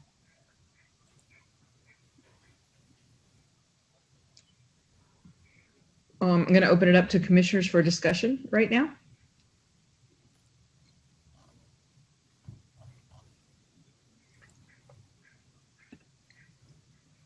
I do think we heard a lot of this embedded in the last one. So I know we talked extensively about some of the performance assessments.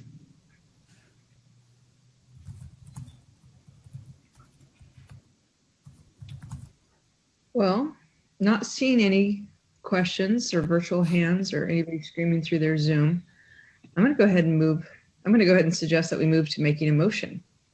Do I have a motion that the commission adopt the changes and authorize the use of the new TPEs in the special education regulatory packet that was approved at the December 2020 meeting? And I see that Commissioner Jackson has raised her hand. I assume that's a motion or a clarifying question. Okay. Commissioner Jackson is making a motion. Do I have a second? Okay. Chair Sloan, she gives it a second. And any further discussion by any of the commissioners?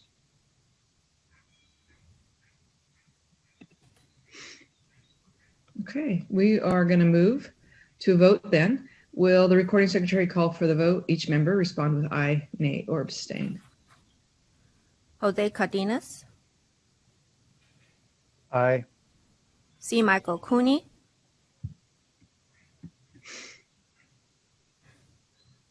Michael Dilatori. Aye.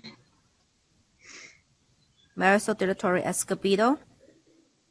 Aye. Johanna Harwig. Aye. Susan Iradia. Aye. Carrie Jackson. Aye. Bonnie Clark. Aye. Jim Marks. Aye. Cynthia Martin. Monica Martinez. Aye. David Simmons. Aye. Tina Sloan. Aye. Motion carries. Great. Thank you, Mr. Haddock and Ms. Solari Colombini. Okay, as I shared a little before lunch, we're going to go ahead and move 4D to tomorrow, and we're going to go straight into 4E. Item 4E is the annual update on the accreditation data system. So we can continue to geek out on data for a little while. This item is being presented by Cheyenne Jones and Aaron Sullivan. This is an information item, so we do not have to take any action on this. Ms. Jones, will you please begin?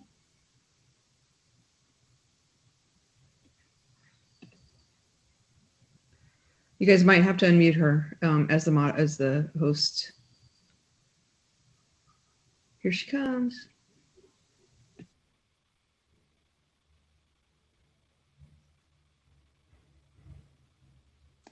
Hello?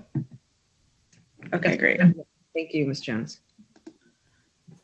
All right, good afternoon, commissioners. This item will focus on the annual update on the accreditation data system, ADS. The ADS allows the commission to collect program data on the commission-approved educator preparation programs.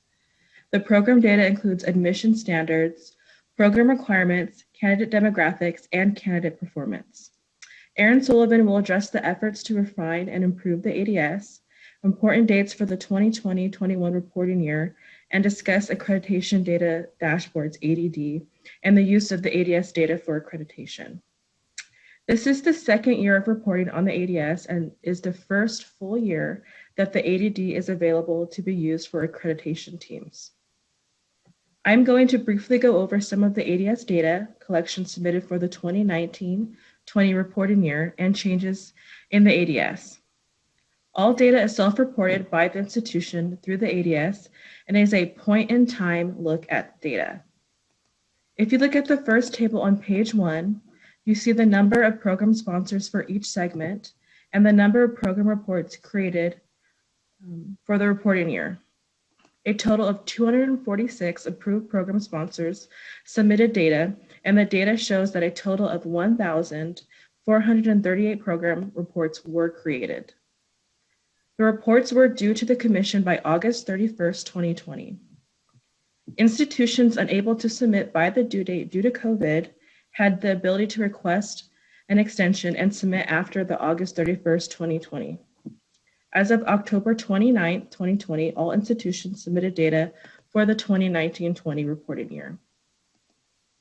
Now let us look at the new enrollment data for the 2019-20 reporting year, shown in Table 1A, starting on page 2.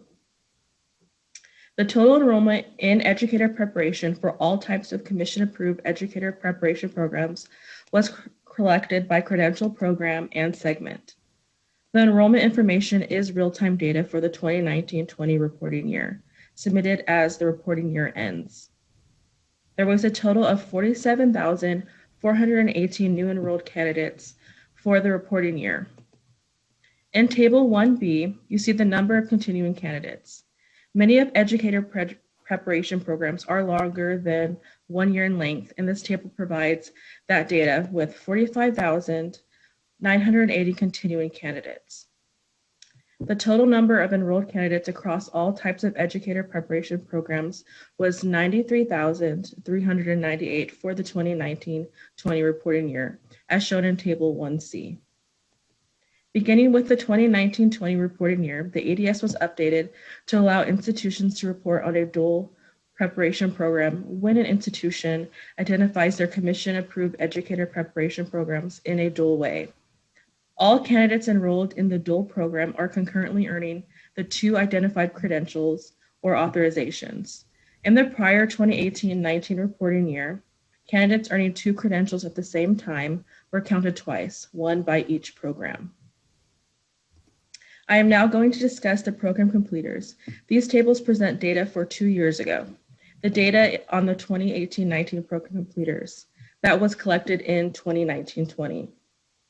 The system also collects the number of program completers reported by institutions. Table 1D and 1E focus on candidates who completed the program in the 2018-19 school year. The number of program completers for the 2018-19 academic year is shown in Table 1D. The ADS asked how many candidates completed within a certain length of time, within a year or beyond a year, shown in Table 1E. The term program completers continues to be redefined to help us capture the most accurate picture of enrolled and completing candidates. The ADS gathers data on undergraduate or postgraduate programs. Table 2A provides 2019-20 data on the number of institutions in each segment that sponsor each type of preliminary teacher preparation program. The system collects data on how the Commission-approved programs are delivered locally. Table 2B displays the number of institutions that offer an undergraduate or a postgraduate preliminary teacher preparation program. The system includes data on the way clinical practice is delivered in local programs. Table 2C displays the number of institutions that offer the program through a student teaching or intern pathway. The ADS includes data on how coursework is delivered in local programs. Coursework may be delivered entirely in a face-to-face model, entirely in an online model, or a combination of a face-to-face and online models. There are additional data tables addressing candidate gender and demographics, minimum required and average GPA, the entry requirements related to satisfying basic skills, and subject matter in the item. I will now turn it over to Erin Sullivan, who will continue with the efforts to refine and improve the ADS. Thank you. Thank you, Cheyenne. Just as we walk through this and move into the screenshots of the ADD, I would like to highlight Cheyenne's earlier comment that this is our second year of reporting. This system is still very new, but I think, and I hope you will think as well, that the visualizations that are created in the dashboards using the data that's input in through the ADS, as well as our other data that we gather, are really, really impressive. And I just want to give staff a big shout out, Cheyenne and Fifi and all the others who have made this just such a wonderful tool in such a really short amount of time. So in terms of ongoing efforts to refine and improve the ADS, which we are always attempting to do, professional services division staff are working on the regular with consulting with a group of educator preparation program leaders across the state who have firsthand knowledge of the accreditation data system. During those meetings, staff seeks feedback regarding the ADS and gathers information to problem solve ideas for improvement. Program leadership have noted that sometimes inputting data can be challenging for support staff at the institution and that reports can be cumbersome. We are conferring with staff to determine how their concerns could be ameliorated. There are some continuing challenges that we will work on, such as how to capture data for individuals who might be in dual blended programs or who might begin their journey as a candidate in a preliminary program and then change to an intern candidate. As Cheyenne indicated earlier in the presentation, currently these candidates are counted twice. We have solved this challenge from last year for individuals who are in an undergraduate program, as you can see on page 9 in table 2B. Prior to this year, candidates in undergraduate programs were counted twice. Another challenge program leaders noted for us is how to capture candidates who have completed the credential program, but who are not seeking a California credential. On occasion, candidates in a preparation program have completed all of the program requirements, but may not actually apply for the credential for a variety of reasons. Some may move out of state, some may choose not to go into teaching, or there may be other situations in which they do not apply for a California credential. Currently, the program completer definition only considers those who have been recommended for a credential. Program leadership noted that they felt that with this definition, their program completer numbers looked low or were just not accurate. PSD staff have updated the program completer definition for this year to read, quote, an individual who is recommended for the credential or authorization for which they seek or are eligible for the credential.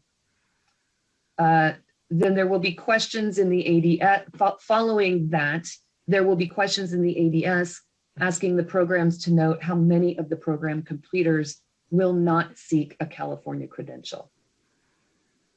A last challenge is the speed of the ADS itself. Apparently, the circle of internet doom rears its ugly head, which can frustrate those who input the data. It has been suggested that there is not much we can do about this at this time, but we are keeping our eye on a possible solution. So users, please be patient with us. On March 1st, the ADS opened for the year and institutions were given access to review current information and updates as needed. By May 31st, all program decks must be created, and institutions have between June 1 and August 31 to enter data for the program reports and submit that to their unit head. Unit heads have to submit all reports to the Commission by September 15th of 2021. May 31st and September 15th are hard deadlines. So institutions that do not meet these deadlines will be reported to the Committee on Accreditation as missing one or more of these deadlines counts as missing a required accreditation submission. All right, now I would like to just share some information about ADS relative to the accreditation data dashboards, which are the data visualizations for information in the ADS. The information displayed on the accreditation data dashboards includes data that are provided through the ADS by institutions about their approved programs, and also information from performance assessments completed by an institution's candidates, and feedback from surveys completed by an institution's program completers, master teachers, and the employers who work with the program candidates and completers. Commission staff continue to update the accreditation data dashboards to really build them out to be a one-stop location for information and data about an institution and its programs that is available to institutions and used by accreditation site visit teams to better understand the institution, its programs, and its candidates and completers. Each institution's accreditation data dashboard is now accessible through the ADS. So if you have not had an opportunity to look at your institution's accreditation data dashboard, we encourage you to do that. What you see there is what is provided to site visit team members. All right, beginning on page 15, we have provided screenshots where possible of the ADD. The ADD now starts with an overview page that provides a brief description of what you're going to find on the other tabs. And at the bottom of the overview page, there's an additional resources heading where we've added links to a variety of accreditation related resources. Also at the top of this page, which we missed in the screenshot, so I apologize if you cannot see it, we have added links to a guidebook that provides an overview of the ADD, an ADD user guide, and a guide with keyboard shortcuts for navigation of the dashboards if needed. So if a user needs to look something up in the handbook, see a sample report from a different site visit, or get assistance for using the dashboards, these resources are only a click away. On the right side of the page, you will see that there's a column that displays where an institution is in its 7-year accreditation cycle and what activities will occur during that year. The institution will see what color cohort it's in and who its professional services division cohort consultants are. As before, we have the About Institution and Approved Programs dashboard that displays the same information that is available on the public dashboards on the Commission's website. Therefore, we did not provide screenshots of these pages. Therefore, we will move on to a screenshot of the Annual Data and Analysis dashboard on page 16. This dashboard was part of the initial pilot, and staff has worked to create better visualizations of the data to improve its use.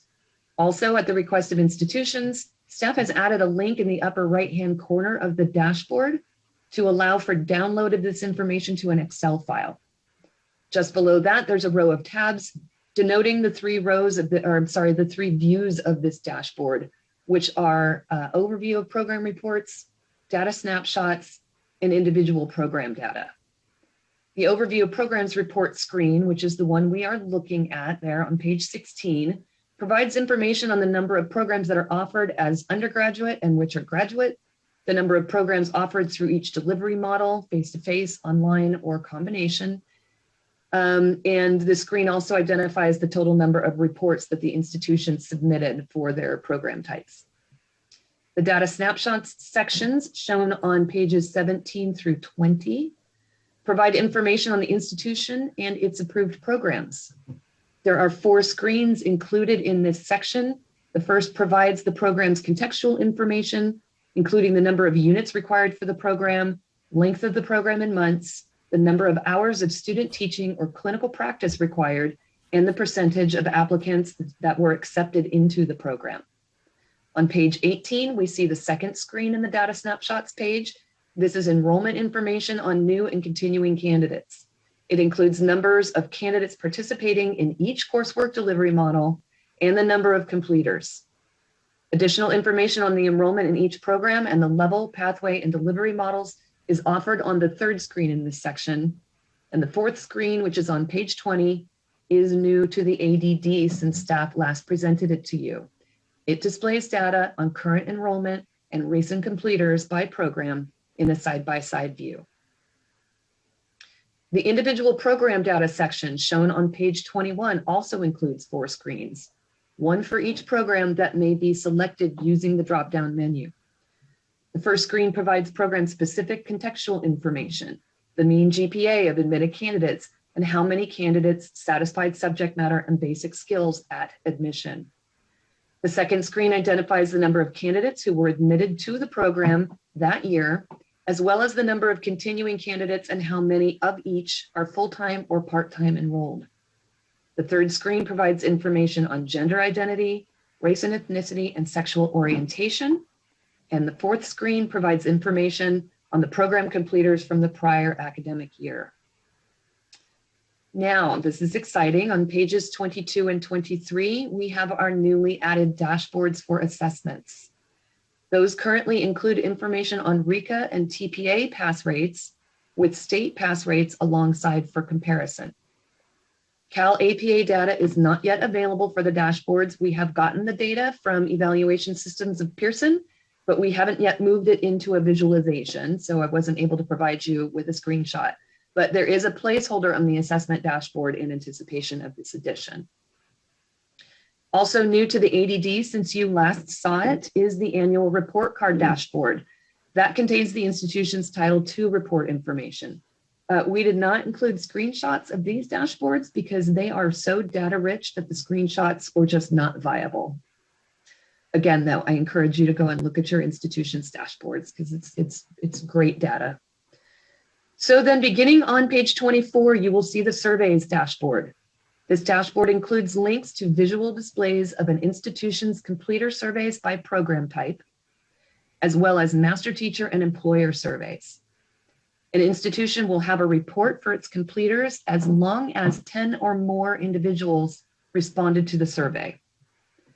The display shows the statewide number and means for each question, and there's also a link to download this survey data into an Excel file, and you can find that link in the lower right-hand corner of the page. Finally, on pages 25 and 26, you will see snapshots of the credentials dashboards that provide information on the number of credentials issued in total or by program across the most recent 5 years of data or by fiscal year. We have provided snapshots from 2 different institutions, one on page 25 and one on page 26, to give you an idea of what these dashboards might look like at different institutions that offer different numbers of programs. So at this time, accreditation team members are accessing the dashboards through a temporary login and password process that expires at the completion of the site visit. Staff continues to review the data submitted to identify any questionable data and identify ways in which to ensure accurate data reporting in the future. For instance, staff reviews the questions posed by institutions during the data submission period about how to report their data, clarifies those questions, and then refines the glossary of terms and FAQs each year in order to assist programs and to eliminate confusion and maximize consistency in the data reporting across institutions and programs. Staff also continues to gather feedback from team members, site visit team members, and institutions hosting site visits on the structure and usefulness of the ADD. So we hope that this has been an interesting presentation, and we're happy to take questions. Thank you all so much, and thank you for the screenshots and just walking us through it at that same time, Ms. Sullivan. Again, this is an information item. We'll now open it up for public comment. Recording Secretary, are there any public comments? There are no public comments. Okay. The public comment for this period is now closed. And now we'll move to the commissioners. Commissioners, do you have any questions or comments on this item? Commissioner Hartwig? Good afternoon. This is really more just an appreciation comment than particular questions, but I am incredibly impressed at the work that has gone with the work that's gone into developing ADS, and I just wanted to give some special appreciation for the clear dedication to continuous improvement of the system and how rapidly changes have been made to the system to enhance it, for to augment the robustness of the system and the usability of it. It's very admirable and much appreciated, I'm sure, by the users of it, as well as the how useful it is for our own staff. I was actually curious. I understand that the information is not publicly available to log into. Is that right? But there's so much information. Have we been approached by outside researchers interested in getting access such that they can use this data to pursue a broader research that they're doing? Yes, thank you. So some of the data is publicly available through the Commission's website, but not all of it. That said, it's data that we gather. So we have we have received some requests for data, and as much as it is shareable, we certainly are able to share that data.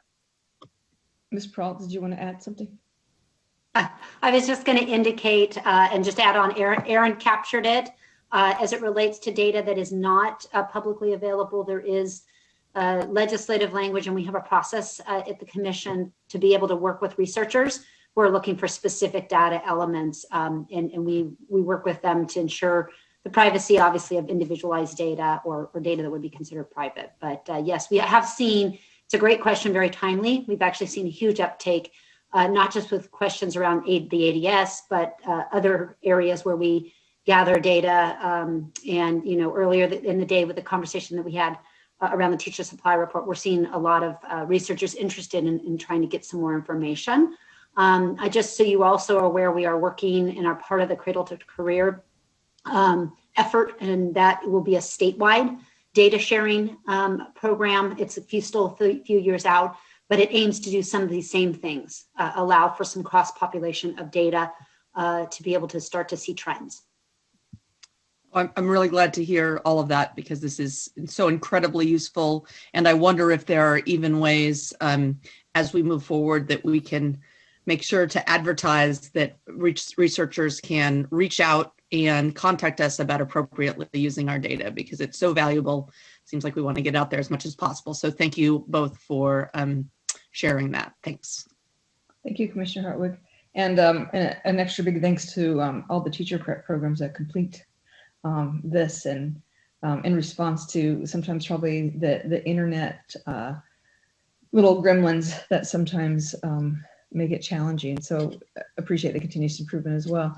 I see that Commissioner Klatt has her hand up, and we'll go there next.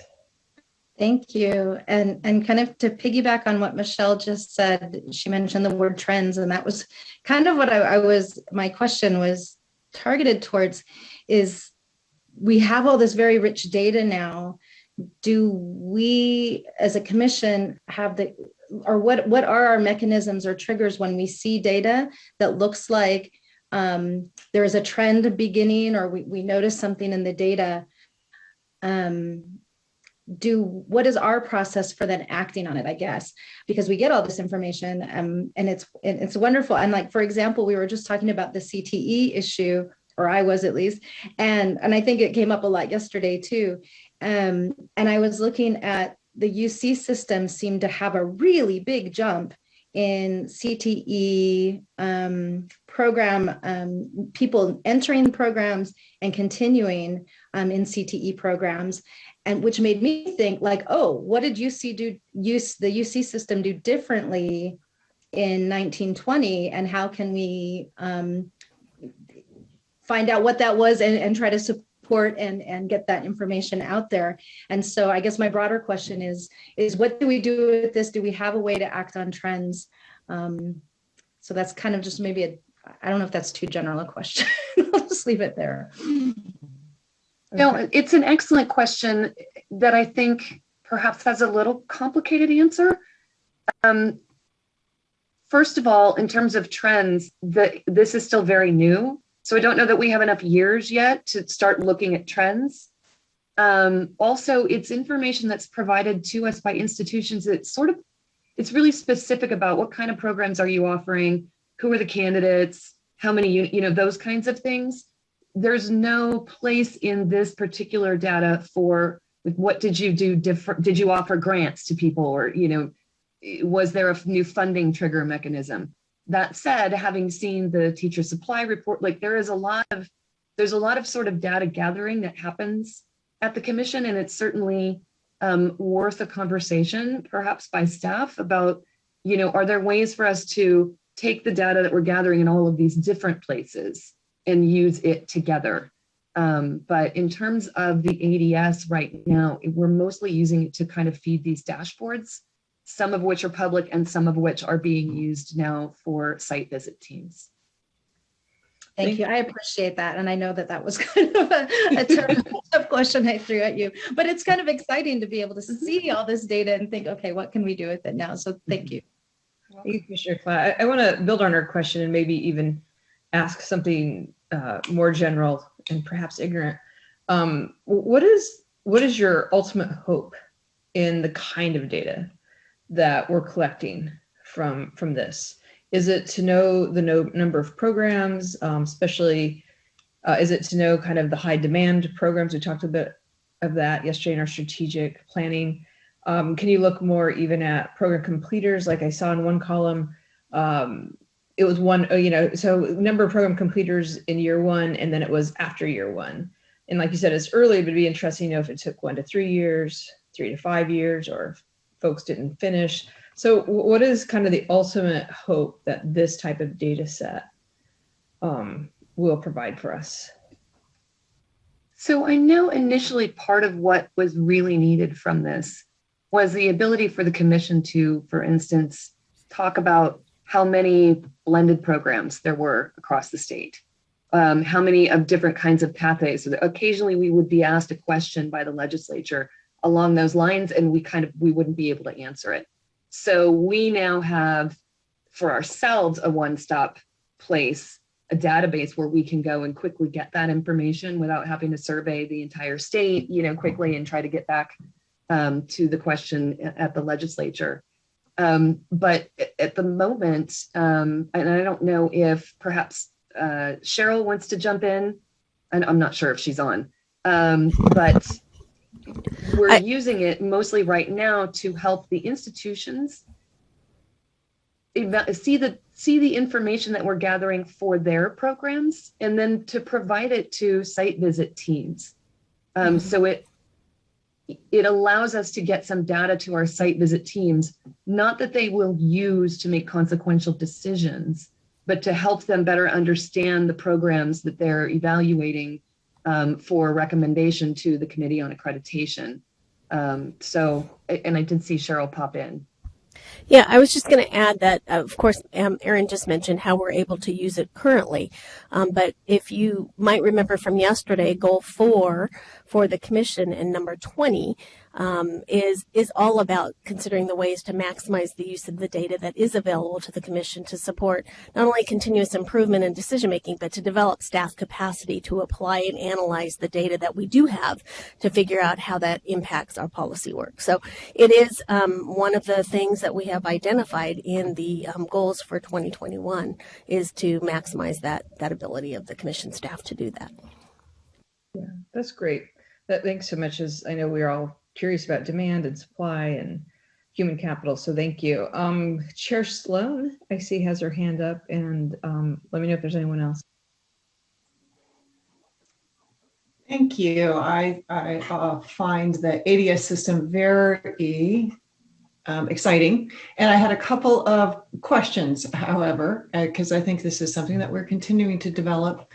One of them has to do with looking at table 2C and the different types of student teaching types, I suppose, of programs and the ways that we've defined them. And that's student teaching, co-teaching, residency, private school, intern, ECO intern. And I was just wondering if people were finding the definition of residency and the definition of co-teaching difficult to understand, if they were able to parse easily their programs into one or the other. That's one of my questions.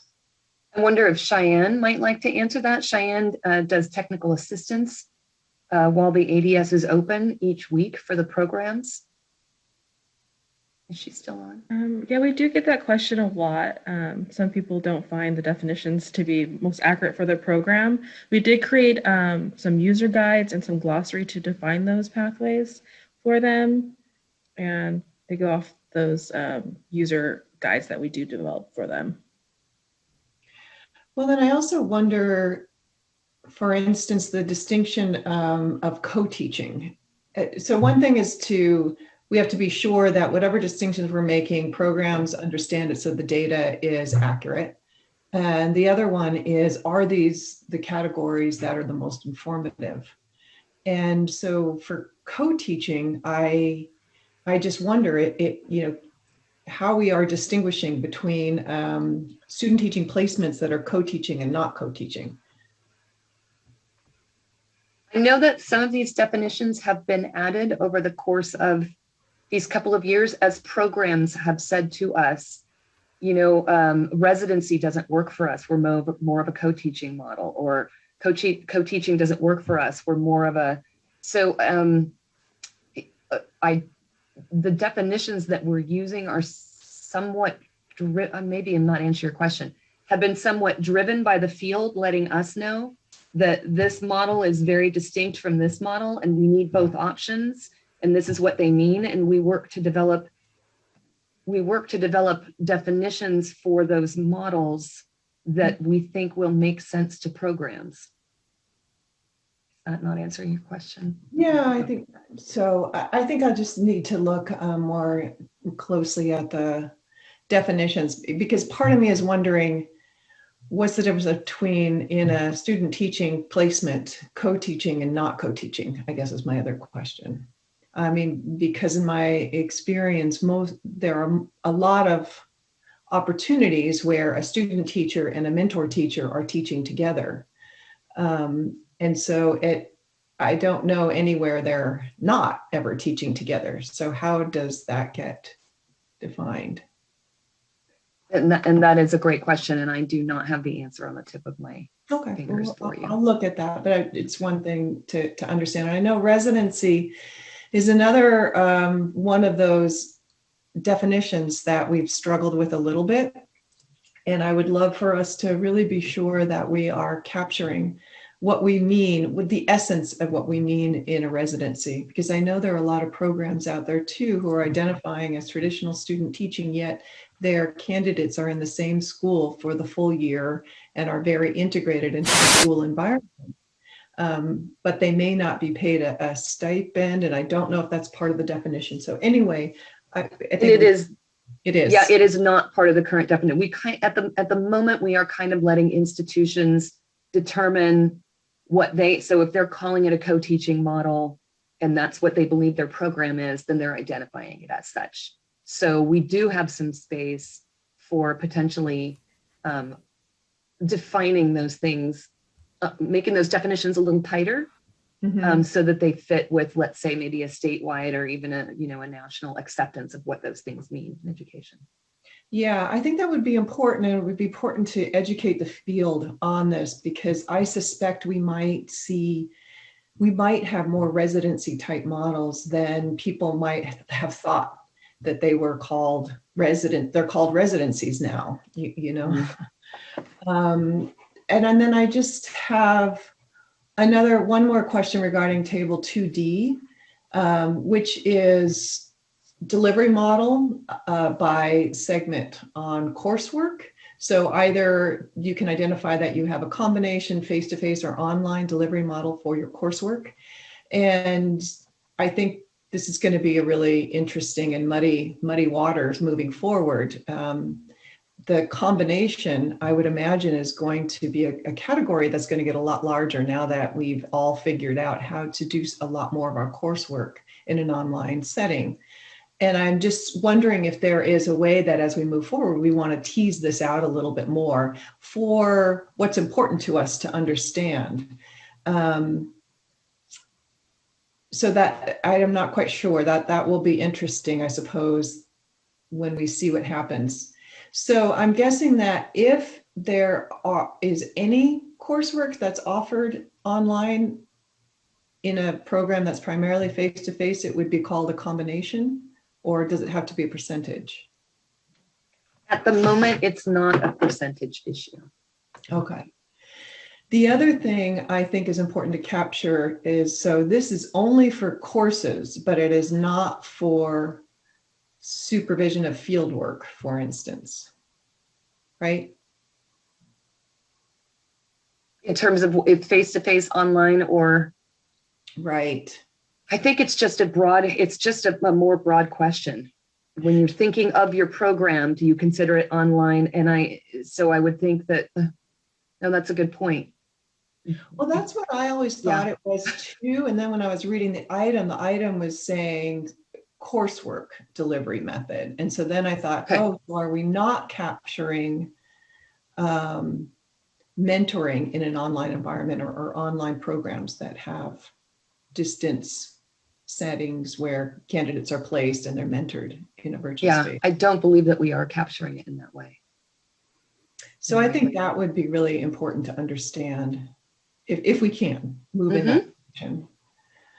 And then that just sort of leads me to at the very end, this was my question too, what kinds of feedback are you getting from people using it? How are you gathering that feedback to understand the validity of the data that people are entering or any other kinds of things?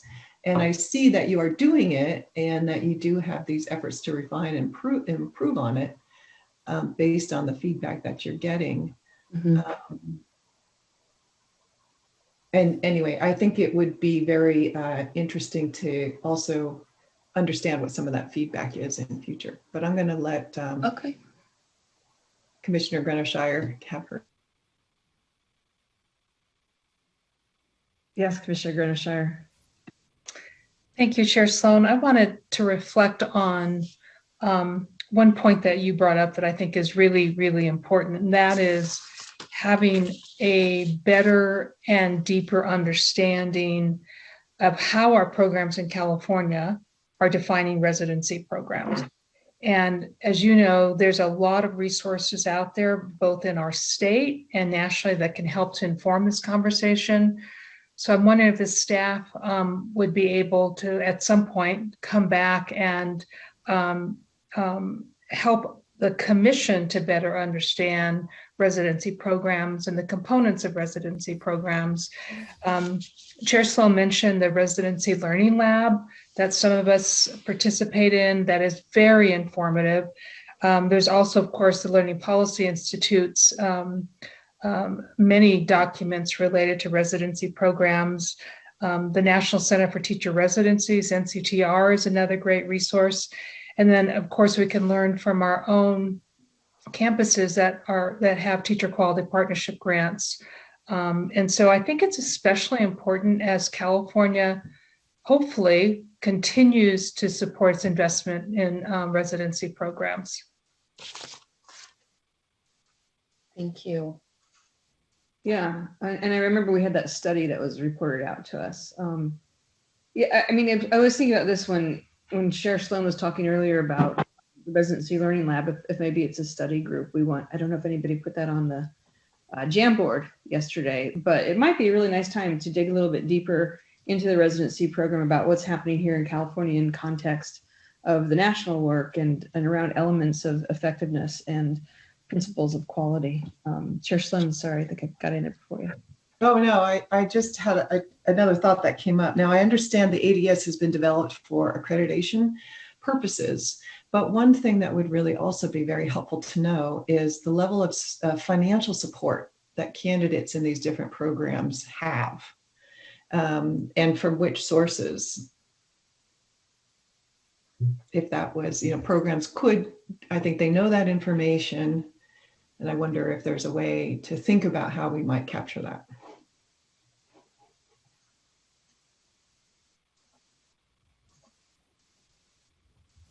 Okay.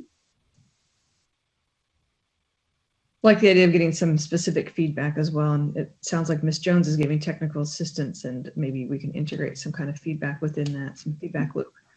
I don't see any other hands up, and this is an information item only. So I think I'm going to go ahead and move on and applaud everyone for completing this by 2. If there's any other questions, no actions needed at this time. And I'm just going to check my second screen. Okay. And I just want to thank Ms. Jones, Ms. Sullivan for your work on the accreditation data system and answering our questions today and asking us for feedback. So appreciate that. And with that, having no additional items, I recess the Educator Preparation Committee until tomorrow.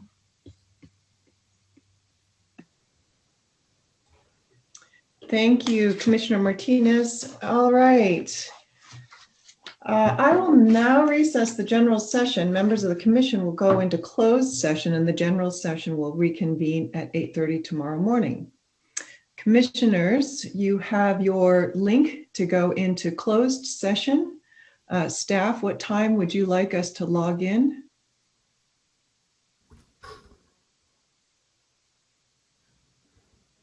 We will actually start with the conference call first, so please wait for an email from staff to call in. Perfect. We will be on standby then. Thank you. All right. We'll see you then. Bye, everyone. See you tomorrow. See you tomorrow. Bye, Ms. Rodriguez. Bye. Bye, Corey.